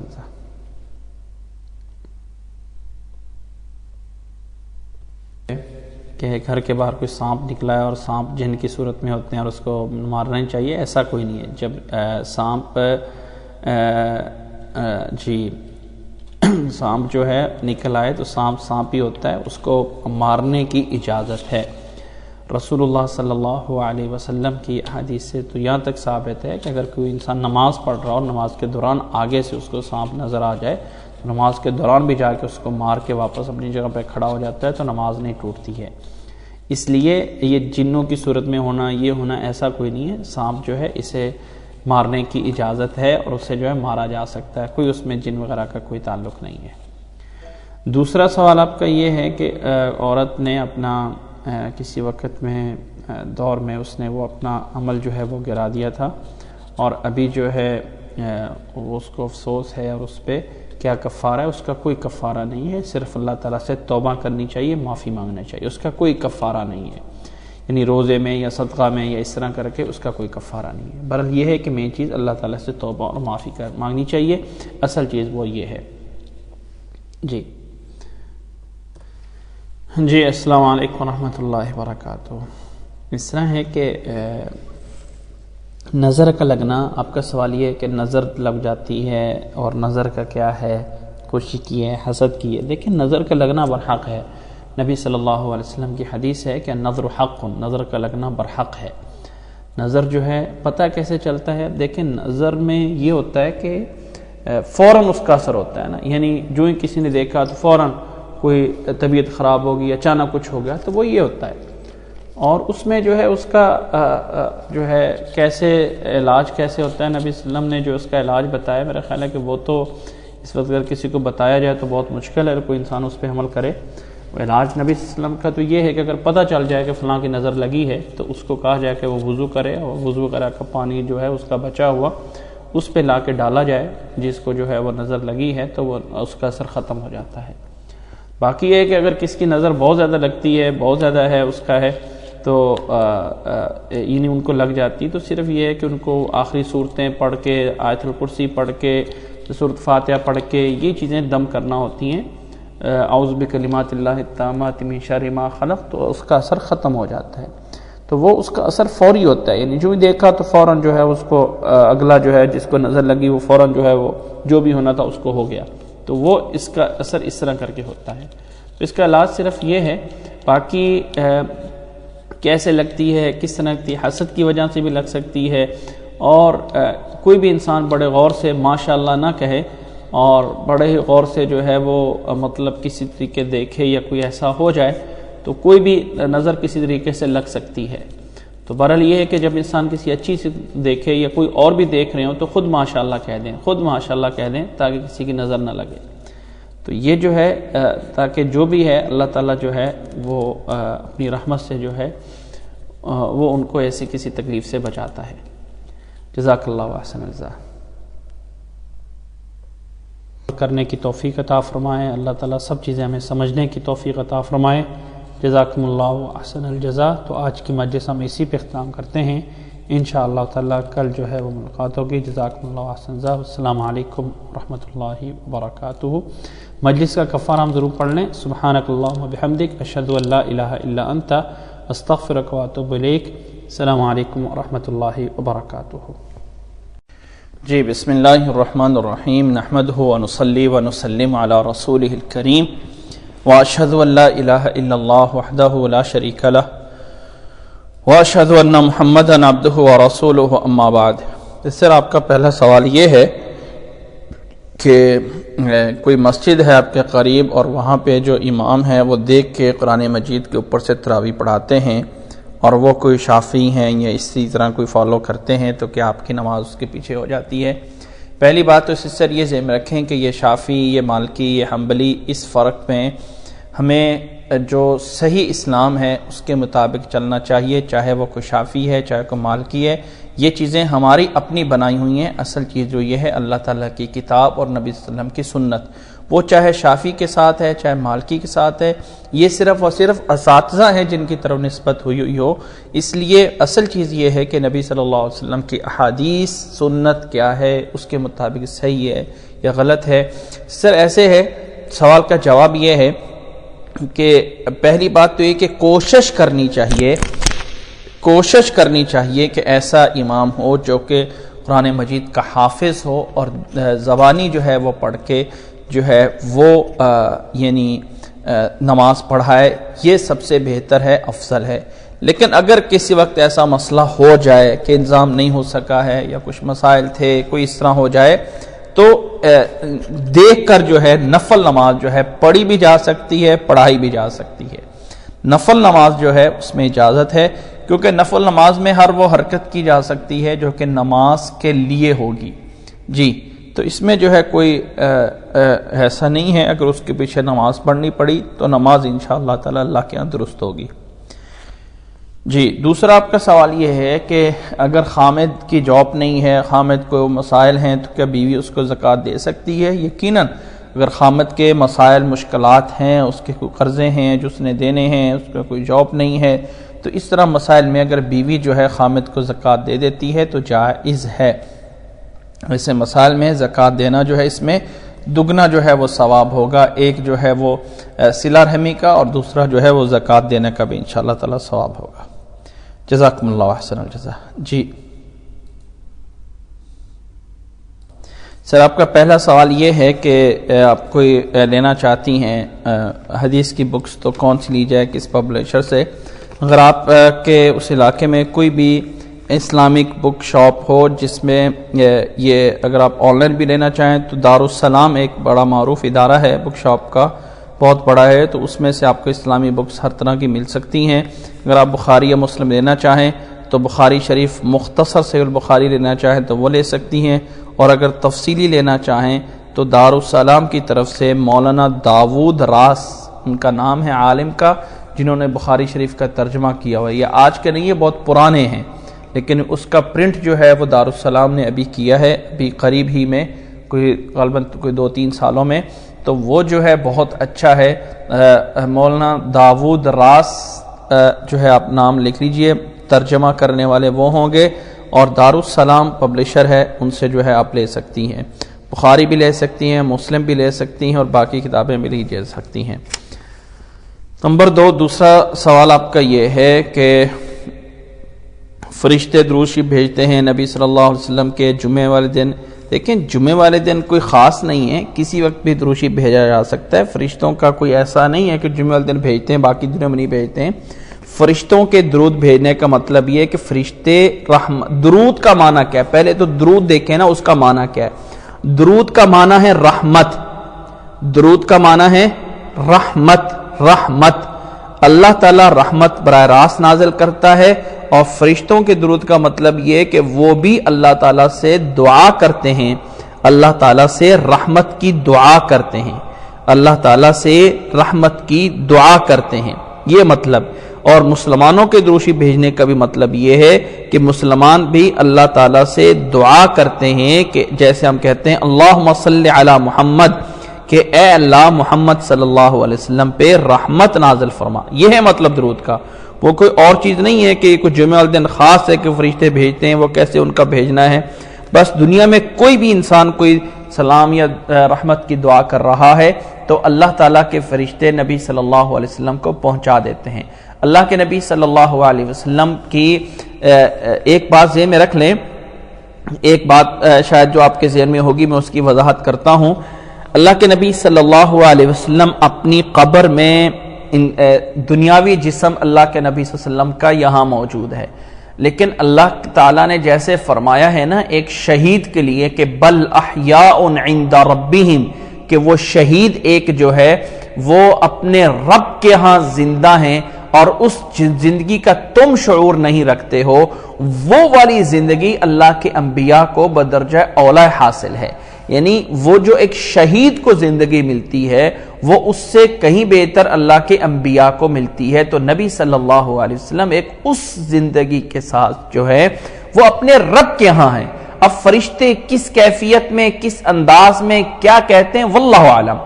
واللہ عالم۔ لیکن فرشتوں کا درود بھیجنے کا مطلب یہ ہے کہ جو فرشتے خود اپنی طرف سے کرتے ہیں وہ ہیں وہ اللہ سے رحمت کے لیے دعا کرتے ہیں، اور دوسرے لوگوں کا سلام ان تک پہنچا دیتے ہیں۔ اور سلام کا مطلب یہ ہوتا ہے کہ اللہ تعالیٰ جو ہے وہ سلامتی دے، اللہ تعالیٰ پھر اس کا رزلٹ بھی وہی رحمت ہوتا ہے۔ تو یہ مطلب ہے، ایسا نہیں ہے کہ مانوی کوئی جیسے ہم دنیاوی چیزیں سوچتے ہیں کہ جیسے میں نے کوئی لفظ بولا، کوئی فرشتہ آیا اور وہ جا کے وہاں پہ قبر میں گیا اور جی فلاں آپ کے لیے جو ہے درود شریف پڑھ رہا ہے، اس کا کوئی بھی کیفیت ہے وہ اللہ جانتا ہے، بس وہ اللہ تعالیٰ بہتر جانتا ہے. بس نبی صلی اللہ علیہ وسلم کا جو فرمان ہے ہم اس کے دائرے میں رہیں گے، اپنی طرف سے قیاس آرائیاں نہیں کریں گے، اچھا پھر یہ بھی ہوتا ہوگا وہ بھی ہوتا، وہ اللہ عالم.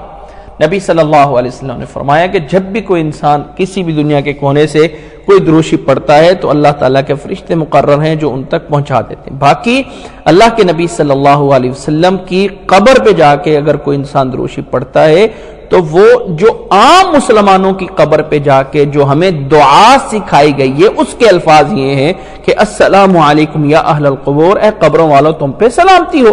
اگر کوئی انسان اسی طرح نبی صلی اللہ علیہ وسلم کی قبر پہ جا کے یہ کہہ دیتا ہے کہ السلام علیک یا رسول اللہ یا الصلاۃ علیک یا رسول اللہ، تو اس میں کوئی وہ حرج نہیں ہے، وہ سنوانا اللہ کے ذمہ. اب قبروں میں جا کے اگر کوئی انسان کہہ دیتا ہے السلام علیکم یا اہل القبور، تو اس کا مطلب یہ نہیں ہوتا کہ قبریں والے براہ راست سن رہے ہیں، وہ اللہ تعالیٰ سلام ان تک پہنچا دیتا ہے. اسی طرح اگر کوئی کہتا ہے تو وہ اللہ تعالیٰ پہنچا دیتا ہے. باقی اللہ تعالیٰ کس انداز میں پہنچاتا ہے وہ اللہ کو پتا ہے. ہماری ذمہ داری یہ ہے کہ ہم یہ کہیں گے کہ نبی صلی اللہ علیہ وسلم کا جو طریقہ ہمیں دیا گیا ہم اس کو فالو کریں گے. طریقہ یہ ہے کہ اللہ کے نبی صلی اللہ علیہ وسلم نے درود شریف جو سب سے بہتر سکھایا ہے وہ درود ابراہیمی ہے جو نماز میں پڑھا جاتا ہے، اسی کو کثرت سے پڑھا جائے اور یہ سارا ہفتہ پڑھا جائے. ہاں جمعے والے دن یہ ہماری طرف سے یہ ہدایت ہے کہ نبی صلی اللہ علیہ وسلم نے فرمایا کہ جمعے میں مجھ پہ کثرت سے درود شریف جو ہے وہ بھیجا کرو، یہ ہمیں ایک حکم دیا گیا ہے. باقی اللہ تعالیٰ اپنے نبی صلی اللہ علیہ وسلم پہ یقیناً کروڑوں رحمتیں نازل کرتا ہوگا اور وہ رحمت ہی کا اس کا اصلی معنی ہے. جزاک اللہ احسن الجزاء. جی کھاتو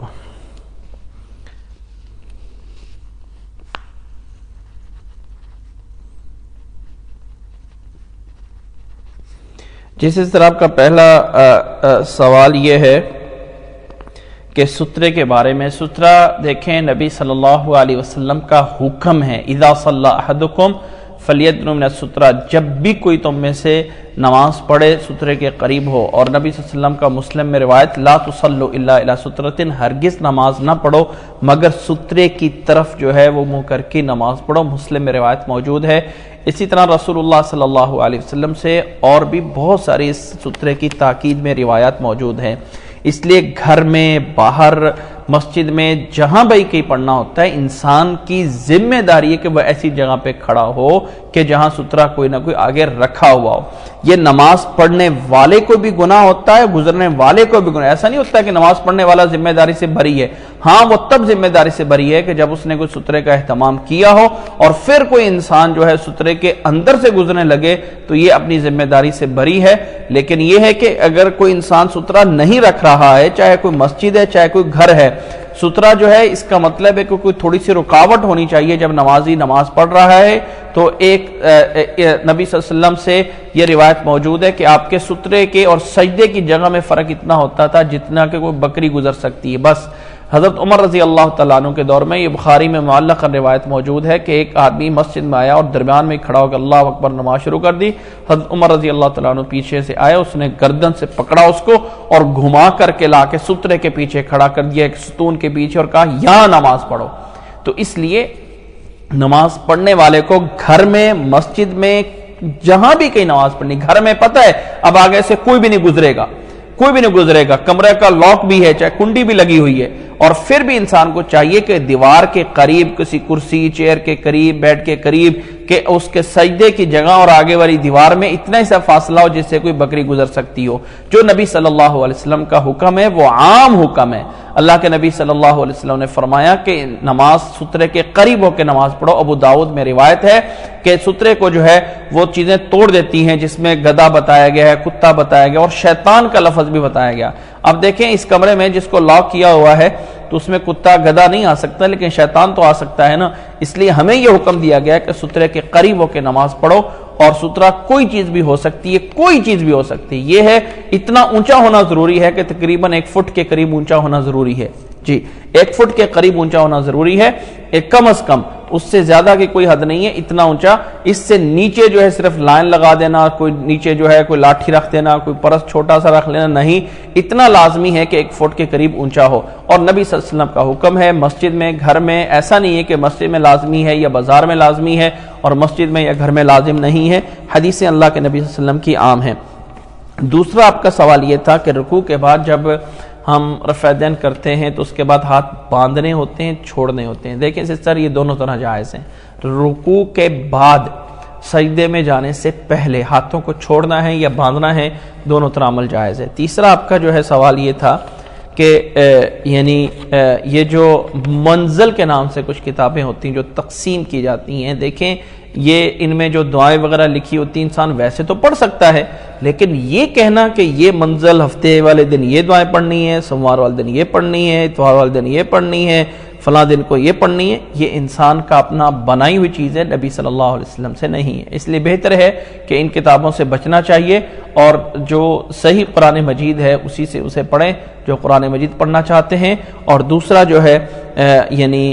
اس میں جو ہے نبی صلی اللہ علیہ وسلم کی جو صحیح دعاؤں کی کتاب ہے، جس میں عام مشہور کتاب حصن المسلم کے نام سے، جس میں دعائیں ہیں صبح و شام کی، ہر موقع کی، وہ والی پڑھنی چاہیے۔ جو منزل کے نام سے اور اس میں بہت ساری دعائیں لمبی لمبی، فلانے دن کی یہ دعا، فلاں دن کی یہ دعا، یہ صرف انسان کا بنایا ہوا کلام ہے، رسول اللہ صلی اللہ علیہ وسلم سے ایسا ثابت نہیں ہے۔ جزاک اللہ احسن الجزاء۔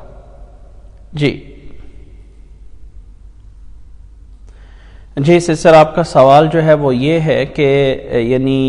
کچھ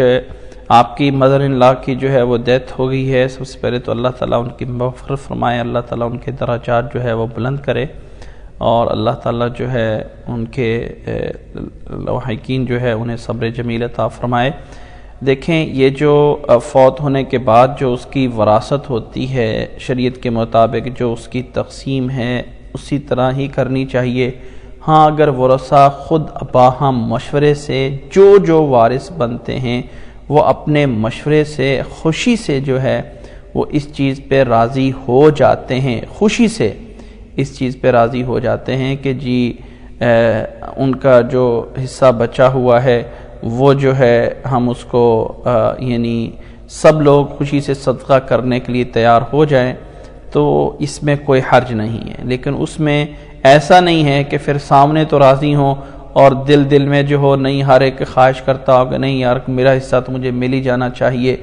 اگر ایسی کوئی صورتحال تھوڑی سی بھی محسوس ہو تو پھر یہ چاہیے کہ حصے تقسیم کرنے کے بعد ان کو جیسے مرضی جو ہے وہ دے، صدقے میں جیسے کرے۔ لیکن جو ایسا اگر نہیں ہے اور کسی سے کوئی اندیشہ نہیں ہے، سب مخلص طور پہ اپنی طرف سے یہ کہنا چاہتے ہیں کہ یہ والدہ کی طرف جو بھی ان کا زیور ہے، جو کچھ بھی ہے وہ ہم تقسیم کر دیں، صدقہ کر دیں، تو اس میں کوئی حرج نہیں ہے۔ شرط یہ ہے کہ دلوں میں کدورت نہیں ہونی چاہیے۔ اگر اپنی طرف سے مخلص ہوں تو اس میں کوئی حرج نہیں ہے، کر سکتے ہیں۔ جزاک اللہ احسن الجزاء۔ جی نیکسٹ سسٹر میں آ سکتی۔ جی السلام علیکم ورحمۃ اللہ وبرکاتہ۔ جی سسٹر، آپ کا پہلا سوال یہ ہے کہ قرآن مجید کو مخصوص ایام میں ہاتھ لگانا چاہیے نہیں لگانا چاہیے، اس کے بارے میں کوئی حدیث ہے فلاں ہے۔ تو پہلے بات یہ ہے کہ سسٹر میں آپ کو ایک بتا دوں کہ کچھ روایات موجود ضرور ہے، ایسا نہیں ہے کہ بالکل کوئی روایت نہیں ہے، موجود ضرور ہے۔ مسئلہ صرف اختلافی اس میں یہ ہے کہ آیا یہ صحت کے درجے کو پہنچتی ہیں یا نہیں پہنچتی ہیں۔ کچھ لوگ اس کو صحت کے درجے تک اختلاف ہے کہ کچھ لوگ کہتے ہیں کہ نہیں یہ ان وجوہات کی بنا پر صحیح ہو سکتی ہیں، اور کچھ لوگ کہتے ہیں کہ نہیں یہ ان وجوہات کی بنا پر صحیح نہیں ہو سکتی ہیں۔ ایک بات ذہن میں رکھیں، ایسا نہیں ہے کہ بالکل روایت نہیں ہے۔ اصل یہ کہ جب ہم کہتے ہیں کہ اس میں بات یہ کی جاتی ہے کہ کوئی صحیح روایت نہیں ہے، صحیح، اور اس کی صحت میں کچھ علماء کا اختلاف ضرور ہوتا ہے۔ ایک بات ذہن میں رکھیں، جب آپ یہ کہہ رہی ہیں کہ نہیں مجبوری میں ہاتھ لگایا جائے، عام حالات میں نہ ہاتھ لگا دیا جائے، ویسے کوئی پڑھانا ہو یہ کرنا ہو تو پھر ہاتھ میں پکڑ کے پڑھ لیں، کوئی حرج نہیں ہوتا ہے۔ یقیناً ایسا نہیں ہے کہ میں اپنے اساتذہ کی کوئی مخالفت کر سکتا ہوں، ایسا نہیں ہے۔ اللہ تعالیٰ ہمارے اساتذہ کو جو ہے وہ بہت بڑا مقام دے، یقیناً ان کے لیے ہم سب ایک صدقہ جاریہ ہیں، کہ صدقہ جاریہ ہیں۔ بہرحال اس مسئلے میں کچھ ایسی چیزیں ہیں جو علماء میں بعض جگہوں پہ تھوڑا سا اختلافی سی بن جایا کرتی ہیں کہ آیا یہ حدیث صحت کے درجے کو پہنچتی ہیں نہیں پہنچتی ہیں، لیکن ایک بات ضرور ہے، اصل بات یہ سمجھیں کہ جس کو ہم کہتے ہیں نا ادب، احترام، مرتبہ، وہ تو انسان کو یہاں تک ہے کہ بھئی 24 گھنٹے بھی باوضو رہے۔ ہاں، انسان اگر 24 گھنٹے بھی باوضو رہتا ہے تو یہ بھی ایک مرتبہ ہے، حالانکہ وہ انسان سے مطلوب نہیں ہے،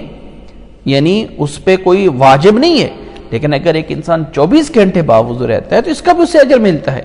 ہاں، اگر کوئی عورت اس مخصوص ایام میں ایک ادب احترام کے تقاضے سے قرآن مجید کو نہ چھوئے اور ویسے پڑھ لے تو یہ ایک ادب احترام ہے۔ ایک بات یہ ہوتی ہے کہ فکس مسئلہ یس یا نو، ایک ہوتا ہے جیسے ہم مثال سمجھانے کے لیے کہہ دیتے ہیں کہ ایک ہوتا ہے فتویٰ اور ایک ہوتا ہے تقویٰ۔ فتویٰ یہ ہے کہ کوئی صحیح روایت جو ہے اس درجے میں کہنا تھوڑا سا مشکل ہے کہ صحت کو پہنچ جائے، باقی یہ ہے کہ کسی بھی مسئلے میں علماء کے اختلافات ایک اجتہادی ضرور ہوتے ہیں۔ اس حدیث کے بارے میں یہ ضرور ہے کہ آیا صحیح ہیں، ضعیف ہیں، کچھ ایسی چیزیں ضرور آتی ہیں، اور یہ چیزیں صحابہ کرام کے دور سے ہی چلی آ رہی ہیں، کوئی ایسا نہیں ہے۔ صحابہ کرام رضی اللہ تعالیٰ علیہم اجمعین کے دور میں بھی اس مسئلے میں اسی طرح ہی تھا کہ کچھ کہہ دیتے تھے کہ ٹھیک ہے، کچھ کہہ دیتے کہ نہیں ہے، لیکن ادب احترام یہی ہے کہ ایک عورت جو ہے اس دن نہ چھوئے۔ ادب ایک مجبوری ہے، اس کے بغیر ٹھیک ہے ضرورت پڑ گئی تو کر لے، لیکن یہ ہے کہ اگر ادب احترام کا تقاضا اس حد تک ہے تو ٹھیک ہے، وہ نہ اس کو جو ہے وہ چھوئے۔ یہ چیزیں جو ہے ذہن میں رکھنی چاہیے، یعنی ایک تقوی میں ہے اور ایک جو ہے وہ فتوے میں۔ تقوی میں یہ ہے کہ نہ چھوئیں، احتیاط کر لیں، زیادہ بہتر ہے، ٹھیک ہے، لیکن اگر آپ کو واقعتاً اتنی مجبوریاں ہیں، کچھ اس طرح ہیں، تو پھر ٹھیک ہے، پھر اللہ مالک ہے، اس کی اجازت رسول اللہ صلی اللہ علیہ وسلم سے ہم یہی کہتے ہیں کہ کوئی صحیح روایت کوئی ایسی نہیں ہے، صحیح روایت نہیں ہے جس میں صحت کے بارے میں جو ہے وہ مطلب یقیناً بات کی جا سکتی ہو، یہ چیز کہی جاتی ہے۔ ایک بات۔ دوسرا جو آپ کا سوال ہے سسٹر، وہ حدیث اس طرح ہے کہ رسول اللہ صلی اللہ علیہ وسلم نے فرمایا کہ اذان کے بعد مجھ سے دروشی پڑھو اور ثم صلو لی الوسیلہ، پھر میرے لیے اللہ تعالیٰ سے وسیلے کی دعا کرو، اور فرمایا کہ ہوا منزلۃ فی الجنہ، کہ وہ وسیلہ جو ہے جنت میں ایک جگہ ہے جو کہ میں اللہ سے امید کرتا ہوں کہ وہ اللہ نے میرے لیے رکھی ہوئی ہے۔ یہ ایک عام کلمات ہیں، اور اس کی عملی صورت ہے وہ یہ ہے اللہم رب هذه الدعوة التامة والصلاة القائمة آتی محمدا الوسیلۃ والفضیلہ وابعثہ مقاما محمودا الذی وعدتہ۔ اس کی عملی صورت ہے یہ دعا کرنا، وہ ہے کہ فرمایا میرے لیے وسیلے کی دعا کرو، اور وہ وسیلہ ایک مرتبہ مقام جنت میں ہے، میں اللہ سے امید کرتا ہوں کہ اللہ نے اس کو میرے لیے ہی رکھا ہوا ہے، اور وہ ایک بات ہے، یہ الفاظ نہیں پڑھنے ہیں، یہ الفاظ یعنی ایک بات کی گئی ہے، اس کی عملی صورت جو دعا سکھائی گئی ہے وہ ہے، اور وہ ہے اللہم رب، جو اذان کے بعد کی دعا ہے، جس میں یہ کہا جاتا ہے کہ آتی محمد الوسیلۃ والفضیلہ، کہ محمد صلی اللہ علیہ وسلم کو اے اللہ وسیلہ اور فضیلت کے اس درجے تک پہنچا دے جس کے بارے میں رسول اللہ صلی اللہ علیہ وسلم نے اس حدیث میں بیان فرمایا ہے کہ وہ ایک مقام مرتبہ ہے جو اللہ سے میں امید کرتا ہوں کہ اللہ مجھے وہ دے گا۔ امید ہے کہ بات سمجھ آ گئی ہوگی۔ جزاک اللہ احسن الجزاء۔ جی، آپ کا سوال یہ ہے کہ آپ کے کوئی رشتہ دار میں جو سید ہیں آپ ان کو زکوٰۃ دیتی ہیں، اور کیا ان کے لیے جائز ہے ناجائز ہے؟ سر ایسے ہے کہ جن کے بارے میں کنفرم ہو نسل کے اعتبار سے کہ واقعتاً وہ کنفرم ہیں، سید ہیں، اور وہ نبی صلی اللہ علیہ وسلم کے خاندان سے چلتے ہوئے آ رہے ہیں، تو ایسے لوگوں کو وہ زکوٰۃ دینا جو کہ ہم اپنے مال کی زکوٰۃ نکالتے ہیں یہ جائز نہیں ہے۔ نبی صلی اللہ علیہ وسلم کے لیے اور آپ وسلم کی آل کے لیے صدقہ جو ہے وہ حرام قرار دیا تھا، تو صدقہ، مال صدقہ اور زکوٰۃ یہ دینا جائز نہیں ہے۔ اس کے بغیر کوئی بطور ہدیہ کے، بطور تحفہ کے اس طرح جو بھی دیں، لیکن زکوٰۃ دینا جائز نہیں ہے جب یہ کنفرم ہو جائے کہ وہ سید ہیں۔ اگرچہ وہ مالی وسائل میں مستحق بھی ہوں تو تب بھی دینا جو ہے وہ جائز نہیں ہے، پھر ان کا کسی اور طریقے سے جو آپ ہیلپ کریں، مدد کریں، جو بھی کر سکتی ہیں۔ جزاک اللہ احسن ذرا۔ جی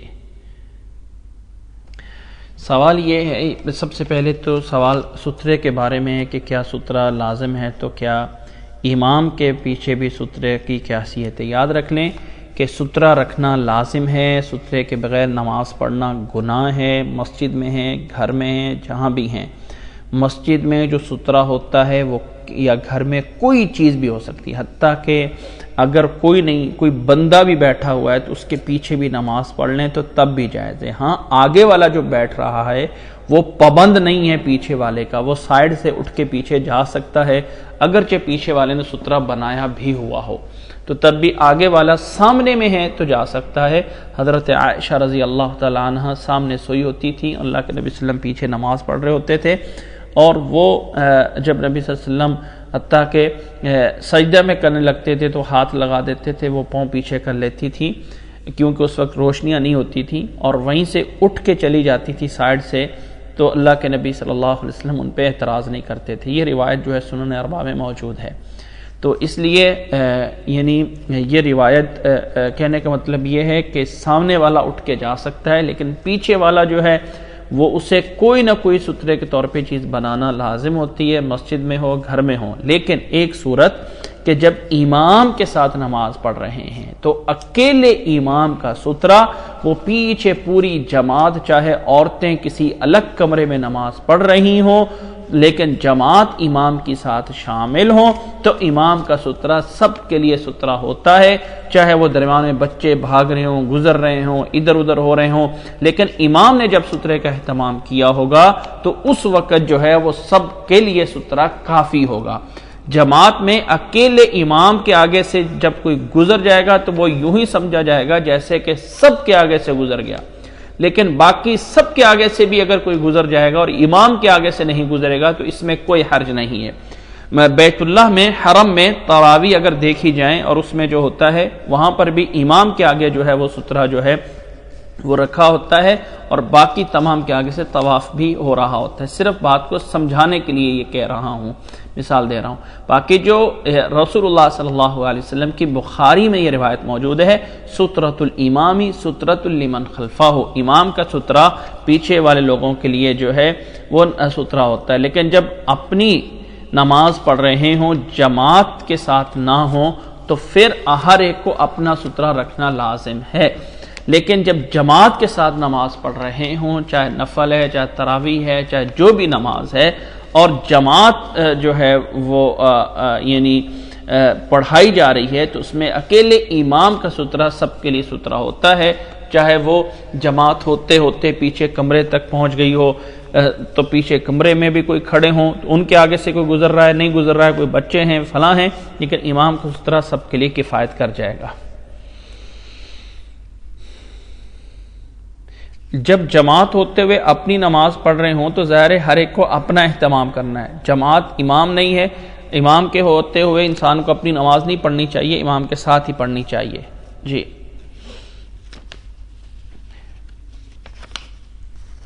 اللہ اکبر۔ نماز پڑھتے ہوئے اس کے آگے سے کوئی گزر جائے تو اس کی نماز، رسول اللہ صلی اللہ علیہ وسلم نے فرمایا ہے کہ اگر کوئی نماز پڑھ رہا ہے، سترہ اس نے نہیں رکھا ہوا، اس سے آگے جو ہے کوئی عورت گزر جاتی ہے، کوئی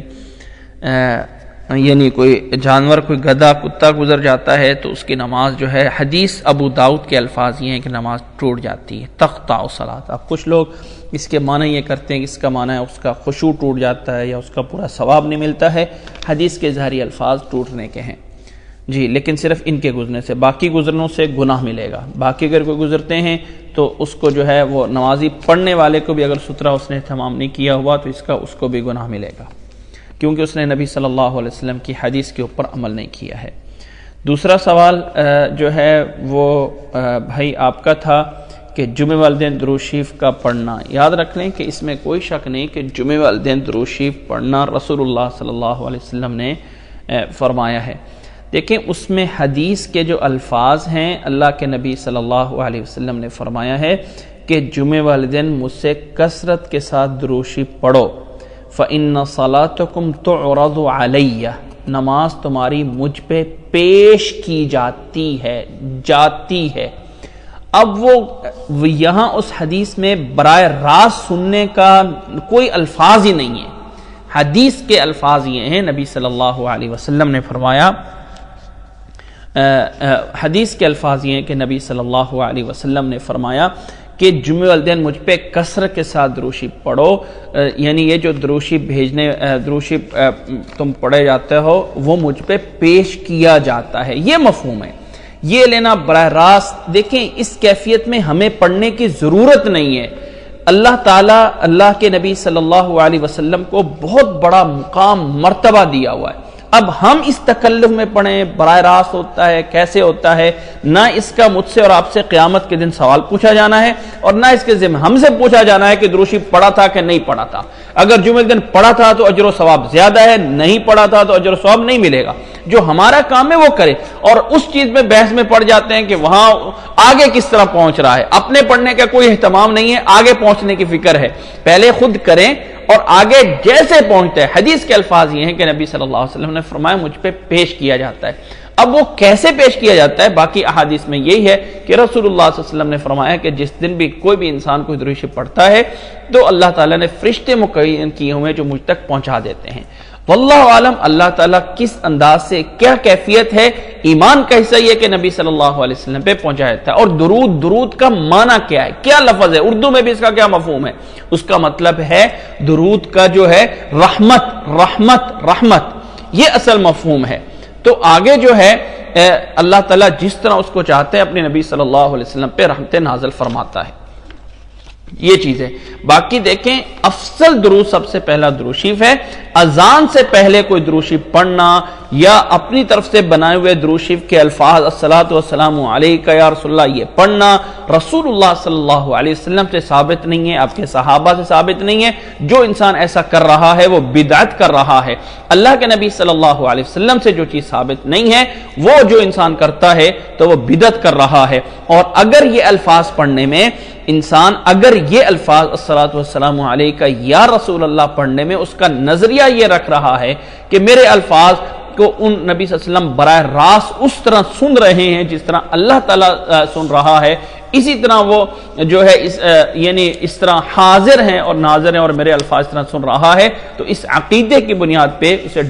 ڈرنا چاہیے کہ کہیں وہ شرک نہ کر رہا ہو، کیونکہ اللہ تعالیٰ نے اس میں کوئی شک نہیں کہ نبی صلی اللہ علیہ وسلم کو مراتب دیے ہیں، رحمت للعالمین ہے، بہت مرتبہ ہے، لیکن یہ کہنا کہ اللہ کی صفات نبی صلی اللہ علیہ وسلم نے آ گئی ہیں اور وہ خدا کی طرح کی صفات آ گئی ہیں، تو یہی چیز ہوتی ہے جو شرک ہوتی ہے۔ اس لیے الفاظ اگر وہ صرف پڑھ رہا ہے تو بدعت کر رہا ہے، اور ان الفاظ کے ساتھ اگر نظریہ بھی وہ بنا رہا ہے یا رسول اللہ کہہ کر تو اس کا جو ہے وہ شرک تک جا رہا ہے۔ اس لیے ان الفاظ کو نماز سے اذان سے پہلے سے بدعت ہے۔ رسول اللہ صلی اللہ علیہ وسلم سے اذان سے پہلے درود شریف نہیں ہے، اور اذان کے بعد درود شریف موجود ہے جس میں اللہ کے نبی صلی اللہ علیہ وسلم نے فرمایا کہ درود شریف پڑھو اور پھر میرے لیے جو ہے دعا کرو، تمہارا میرے لیے جو ہے وسیلے کی دعا کرو، اللہ تعالیٰ جو ہے جو انسان اس طرح کرے گا اس کے لیے میری شفاعت جو ہے وہ لازم ہو جائے گی۔ یہ چیز جو ہے اسلام سے مقصود ہے۔ اللہ تعالیٰ ہمیں سمجھنے کی اور عمل کرنے کی توفیق عطا فرمائے۔ باقی میرے بھائی کس طرح سمجھانا ہے، کیسے کرنا ہے، ظاہر ہے کہ انسان کے والدین ہیں تو سب سے پہلے انسان کو حکمت کرنی چاہیے۔ اللہ قرآن مجید نے ہمیں یہاں تک کہا ہے کہ اگر ہمیں وہ شرک کے اوپر بھی لے جانا چاہیں تو فلا تطعهما، اس میں ان کی اطاعت نہیں کرنی ہے، لیکن وصاحبهما فی الدنیا معروفا، دنیا میں ان کے ساتھ بھلائی، معروف، اچھے انداز میں ادب، احترام، مقام، مرتبہ، احسان، سب کچھ ان کے ساتھ پوری طرح کرنا ہے، جو کرنے کا حق ہے اسی طرح کرنا ہے، اور اس اخلاق کے دائرے میں رہتے رہتے ان کو جو ہے ادب احترام کے ساتھ جو ہے سمجھانے کی کوشش کرنی ہے۔ اللہ تعالیٰ سمجھنے کی توفیق عطا فرمائے۔ جزاک اللہ احسن اللہ۔ جی سے آپ کا پہلا سوال یہ ہے کہ حضرت زینب رضی اللہ تعالیٰ عنہ کی روایت کی بخاری میں موجود ہے کہ انہوں نے نبی صلی اللہ علیہ وسلم سے آ کے یہ پوچھا تھا کہ میرے خامد کا ہاتھ تنگ ہے، وہ مقروض ہیں، یہ ذہن میں بات رکھنا ضروری ہے۔ تب نبی صلی اللہ علیہ وسلم نے فرمایا تھا تم اپنی زکوٰۃ اپنے خامد حضرت عبداللہ مسعود کو دے سکتی ہو اور اس پہ دگنا اجر ملے گا۔ تو یہ کنڈیشن لازم ہے۔ ظاہر ہے کہ ایسا نہیں ہے کہ بلا وجہ بھی عورت اپنے خامد کو وہ ضرورت مند نہیں ہے، اب خوشحال ہے چونکہ بھی بچوں پہ خرچ کرتا ہے، اور اس وقت جو بچے بیوی کی مراد ہیں وہ خامد کے وہ بچے جو اس کے پہلے کسی دوسری بیوی سے ہوتے ہیں وہ مقصود ہیں۔ تو اگر خامد مقروض ہے، اس پہ ضرورت مند ہے، تو یہ کنڈیشن لازم ہے۔ اس کنڈیشن کے بغیر تو نہیں ہے نا کہ وہ بڑا خوشحال ہے فلاں ہے اور پھر بھی بیوی اپنے خامد کو کہے چلو میں اپنی زکوٰۃ تجھے دے دیتی ہوں، تو ایسا نہیں ہے۔ وہ اس میں یہ لازم ہے کہ خامد واقعتاً ضرورت مند ہو، محتاج ہو، یعنی اس کو زکوٰۃ کا مستحق بنتا ہو، زکوٰۃ کا مستحق بنتا ہو تبھی اس کو دی جائے گی نا۔ وہ مقروض ہے زکوٰۃ کا، اور پھر خامد وہ زکوٰۃ لے کر اپنے انہی بچوں کا خرچہ پورا کرتا ہے جس میں وہ بیوی ہے یا جو بھی ہے، تو وہ پھر اس کی مرضی ہے، وہ اس کی مرضی ہے۔ لیکن بیوی تب خامد کو دے سکتی ہے جب واقعتاً خامد جو ہے وہ اس زکوٰۃ کا مستحق بنتا ہو، ضرورت مند ہے۔ یہ نہیں ہے کہ اس میں کنڈیشن نہیں، یہ کنڈیشن جو ہے لازمی اس میں ہے اور حدیث بخاری میں موجود ہے۔ دوسرا آپ کا سوال یہ ہے کہ یقیناً نبی صلی اللہ علیہ وسلم نے مسجد میں خرید و فروخت سے منع فرمایا ہے۔ ہاں، مسجد کے ساتھ اگر کوئی جگہ تھوڑی سی بنائی ہوئی ہو تو بیٹھنے کی، فلاں کرنے کی کوئی جگہ ایسی بنائی ہو تو وہاں پہ اگر کوئی چیز خرید و فروخت کی جاتی ہے تو میرا خیال ہے اس میں کوئی حرج نہیں ہے، کیونکہ اگر اس طرح کر کے لوگ زیادہ ہو رہے ہوں تو وہ تو پھر مسجد کا دروازہ باہر کا کھول کے تو مسجد باہر روڈ پہ بھی صفیں آ سکتی ہیں،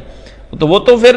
لیکن روڈ وہ مسجد نہیں بن جائے گا۔ تو اس طرح کر کے اگر پہلے بناتے وقت یہ تخصیص کی گئی ہو کہ یہ جگہ ایک اوپن ہے، یہ ہم جیسے کہ اب دیکھیں مسجد کے ایریا میں ایک ایسی جگہ بھی بنائی جاتی ہے جو باتھ روم ہوتے ہیں، ٹوٹیاں ہوتی ہیں، تو کوئی انسان کہے کہ مسجد میں تو یہ نعوذ باللہ کوئی انسان ہے اس طرح باتھ روم وغیرہ، تو وہ ایک جگہ پہلے سے خاص کر دی جاتی ہے کہ یہاں پہ باتھ روم ہے، یہاں پہ وضو خانے، یہ اوپن جگہ ہے، تو وہ جو اوپن جگہ اگر کوئی تھوڑی بہت ہوتی ہے تو وہاں واقعتاً ڈیسائیڈ کیا ہوا ہو کہ یہ وہ مسجد نہیں ہے۔ مثال کے طور پہ میں آپ کو مثال دے کے کہتا ہوں کہ وہ جو اوپن جگہ ہے وہاں اگر ایک امام صاحب کی رہائش بنا دی جاتی ہے اور اس رہائش میں وہ اس کے بیوی بچے بھی رہتے ہوتے ہیں، تو ظاہر ہے مسجد میں تو میاں بیوی اس طرح نہیں رہ سکتے ہیں، لیکن اس جگہ کے اوپر وہ اگر جگہ بنا دی جاتی ہے تو میاں بیوی رہ سکتے ہیں، اس لیے کہ وہ جگہ مسجد کے اس حیثیت میں نہیں آتی ہے کہ جو مسجد کی ہم بناتے ہیں۔ تو اگر اس جگہ پہ ایک فیملی رہائش بنا کے اگر ضرورت پڑ جائے کسی طرح دی جا سکتی ہے تو یہ جگہ وہ مسجد کی وہ حیثیت نہیں رکھتی ہے جو کہ جہاں نماز والی جگہ کی حیثیت ہوتی ہے۔ تو اگر کوئی ایسی جگہ ہوتی ہے تو وہاں اگر کوئی ایسا خرید و فروخت کا اہتمام کر لیا جائے تو اس میں کوئی حرج نہیں ہے، لیکن مسجد کے اندر جہاں پہ مین ہال ہوتا ہے مسجد کا، جہاں نماز کے لیے ایک مخصوص جگہ کر دی جاتی ہے، وہاں ایسا کرنا جو ہے وہ جائز نہیں ہوتا ہے۔ جزاک اللہ احسن الجزا۔ جیسے سے آپ کا سوال یہ تھا، امید ہے کہ آپ تک میری آواز پہنچتی ہوگی کہ دیکھیں، یاد رکھیں کہ جو اس دنیا سے چلے گئے ان کے لیے جو اصل چیز ہے وہ یہ ہے کہ آپ دعا کریں۔ آپ کھانا پکا کے جو ہے وہ 10 روپے کا، 20 روپے کا، $10 کا، $100 کا، $1000 کا کوئی کھلا دیں گی، لیکن دعا کر کے ہو سکتا ہے ان کو کروڑوں کا بھی ثواب پہنچ جائے، یعنی کروڑوں کا بھی آپ ان کو مرتبہ دلوا سکتی ہیں۔ اصل چیز جو ہے کہ جو انسان اس دنیا سے چلا جاتا ہے اس کے عمل ختم۔ اب ایسا نہیں ہے کہ کام میں کروں، مثلا کھانا پکا کے آپ تقسیم کریں اور آپ کی نیت کرنے سے اجر ان کو چلا جائے، یہ اختیار میرے اور آپ کے پاس نہیں ہے۔ اللہ تعالیٰ نے ایسا مجھے اور آپ کو اختیار نہیں دیا ہے کہ کام میں کروں اور ثواب ان کو پہنچ جائے۔ ہاں، اولاد ہوتی ہے تو اولاد جب خود بھی اپنے لیے کام کرتی ہے والدین کا نام کیے بغیر، تو تب بھی والدین کو ثواب مل رہا ہوتا ہے۔ ہاں، اولاد کی طرف سے کچھ علماء اجازت دیتے ہیں کہ اولاد اپنے ماں باپ کے نام پہ کوئی صدقہ خیرات کر سکتی ہے، اس کے بارے میں کچھ علماء جواز دیتے ہیں، لیکن اولاد کے علاوہ، اور وہ بھی نبی صلی اللہ علیہ وسلم کے اس کے حدیث کی وجہ سے کہ جس میں آپ صلی اللہ علیہ وسلم نے فرمایا کہ جب انسان اس دنیا سے چلا جاتا ہے تو اس کا عمل منقطع ہو جاتا ہے سوائے 3 جگہوں سے، کہ اس کی نیک اولاد ہو جو اس کے لیے دعا کرتی رہے، یا اس کا جو ہے کوئی صدقہ جاریہ ہو، یا کوئی وہ علم پڑھا گیا ہو، یا کوئی کتاب لے کے دے گیا ہو، کوئی اس طرح کی چیزیں ہوں، یا رفع عامہ کے لیے کوئی لوگوں کے لیے جس سے لوگ فائدہ اٹھاتے رہے ہوں، کوئی نلکا لگوا گیا یا کوئی راستہ بنوا گیا، یا اس طرح کی کچھ جو بھی چیز عام ہوتی ہے کہ لوگ جب اس سے فائدہ اٹھاتے رہے اس کو ثواب پہنچتا رہے گا، جس میں ایک اولاد بھی چیز ہے۔ اس حدیث کی بنیاد پہ اولاد کے لیے تو یہ کچھ شک ہو سکتی ہے، لیکن دوسروں کے لیے ایسا نہیں ہوتا ہے کہ آپ کھانا پکائیں اور کہیں ثواب اس کو مل جائے گا، ایسا نہیں ہے. اصل چیز جو ہے وہ دعا کرنا ہے. آپ دعا کریں. قرآن مجید میں سورۃ حشر میں انشاءاللہ تعالی وہ آیات آ جائے گی جہاں اللہ تعالیٰ نے ایمان والوں کی نشانیاں بتائی ہیں کہ وہ مومن ہیں جو کہتے ہیں ربنا اغفر لنا ولاخواننا الذین سبقونا فی الایمان ولا تجعل فی قلوبنا غلا للذین آمنوا. کہ مومن وہ ہیں کہ جو کہتے ہیں اللہ ہمیں بھی معاف کر دے اور ہمارے ان پہلوں کو بھی معاف کر دے جو ایمان میں ہم سبقت لے کے چلے گئے، جو ہم سے پہلے مسلمان تھے. یعنی کہنے کا مطلب یہ کہ یہ دعا کرنا اصل چیز ہے. آپ ان کے لیے دعا کریں، اللہ مجھے معاف کر دے، اللہ انہیں معاف کر دے، اللہ انہیں معاف کر دے، اللہ انہیں عذاب قبر سے بچا لے، اللہ انہیں جنت الفردوس کا مستحق بنا دے. یہ بڑی چیزیں ہیں جو ان کو دینے والی ہیں. ایسا نہیں ہے کہ آپ کھانا پنائے تقسیم کریں، اس پہ قرآن مجید پڑھایا جائے، جی اتنے قرآن مجید کا ثواب ان کو پہنچ گیا. ایسا نہیں ہے. یہ عمل میں کروں، پڑھوں میں، پڑھ کر فلانے قاری صاحب گئے، فلانی عورت پڑھ کے گئی ہیں، فلاں پڑھ کے گئی ہیں. کیا ہمارے پاس اتھارٹی ہے کہ عمل ہم کریں اور نیت کرنے سے ثواب ادھر چلا جائے گا؟ ایسا نہیں ہے. اس طرح نہیں ہوتا ہے. یہ اللہ نے فرمایا وَلَيْسَ لِلْإِنسَانِ إِلَّا مَا سَعَى. انسان کو وہی ملتا ہے جو اس نے خود کیا ہو. دوسرے کی نیت کرنے سے اگر نیکی ادھر جا سکتی ہے تو اگر میں کہوں کہ گناہ میں کروں، اللہ گناہ فلانے کے کھاتے میں لکھ دیا جائے، تو میرے یہ نیت کرنے سے گناہ اس کے کھاتے میں لکھ دیا جائے گا؟ نہیں لکھا جائے گا. یہ میرے پاس نہیں اختیار ہے. ایسی نیک عمل میں کرتا ہوں تو ایسا نہیں ہے کہ اس کا ثواب فلانا ان کے نامہ اعمال میں چلا جائے گا. ایسا نہیں ہو سکتا ہے. اس لیے ان کے لیے دعا کی جائے، ان کے لیے کثرت سے دعا کرنا، خود کرے، دوسروں سے کروائے، ان کو معافی کے لیے، ان کے درجات بلند کرنے کے لیے. یہ ہے سب سے بڑی چیز جو ہم اس دنیا سے جو چلے گئے ہیں جو ان کو دے سکتے ہیں. سب سے بڑی چیز جو ہے وہ ہے جی. تو یہ جو ہے، اور صدقہ جاریہ اگر ان کے لیے کرنا ہے جو جانے والے ہیں تو وہ اولاد کرے. اولاد جو ہے اپنے والدین کے لیے کوئی جو ہے صدقہ جاریہ جو ہے وہ کر سکتی. جیسے کہ حضرت سعد رضی اللہ تعالیٰ عنہ کے بارے میں آتا ہے کہ انہوں نے اپنی والدہ کے لیے کنواں جو ہے وہ مدینہ میں وہاں پہ بنوایا تھا، اور بئر سعد کے نام سے جو ہے وہ بعد میں مشہور ہوا. اس طرح کی ہمیں ایک روایت تو ملتی ہے جو کہ امام نسائی رحمہ اللہ نے نقل کیا ہے. تو اس طرح کا تو ایک جواز ہے. اولاد اگر کرے تو کوئی دوسرا جو ہے وہ اس کی طرف سے جو ہے وہ نہیں کر سکتا ہے. باقی جو ہے دعا کرے صرف. جزاک اللہ احسن الجزا. جی تو میرا خیال ہے کہ ابھی سوالات جتنے بھی تھے وہ میرا خیال ہے کہ پورے ہو گئے ہیں. اللہ تعالیٰ سب کو جزائے خیر دے اور اللہ تعالیٰ ہمیں جو ہے وہ عمل کرنے کی توفیق عطا فرمائے. انشاءاللہ تعالیٰ جتنے بھی آپ لوگوں کے سوالات ہوئے اللہ تعالیٰ سب کو جزائے خیر دے. جزاکم اللہ احسن الجزا. السلام علیکم ورحمۃ اللہ وبرکاتہ.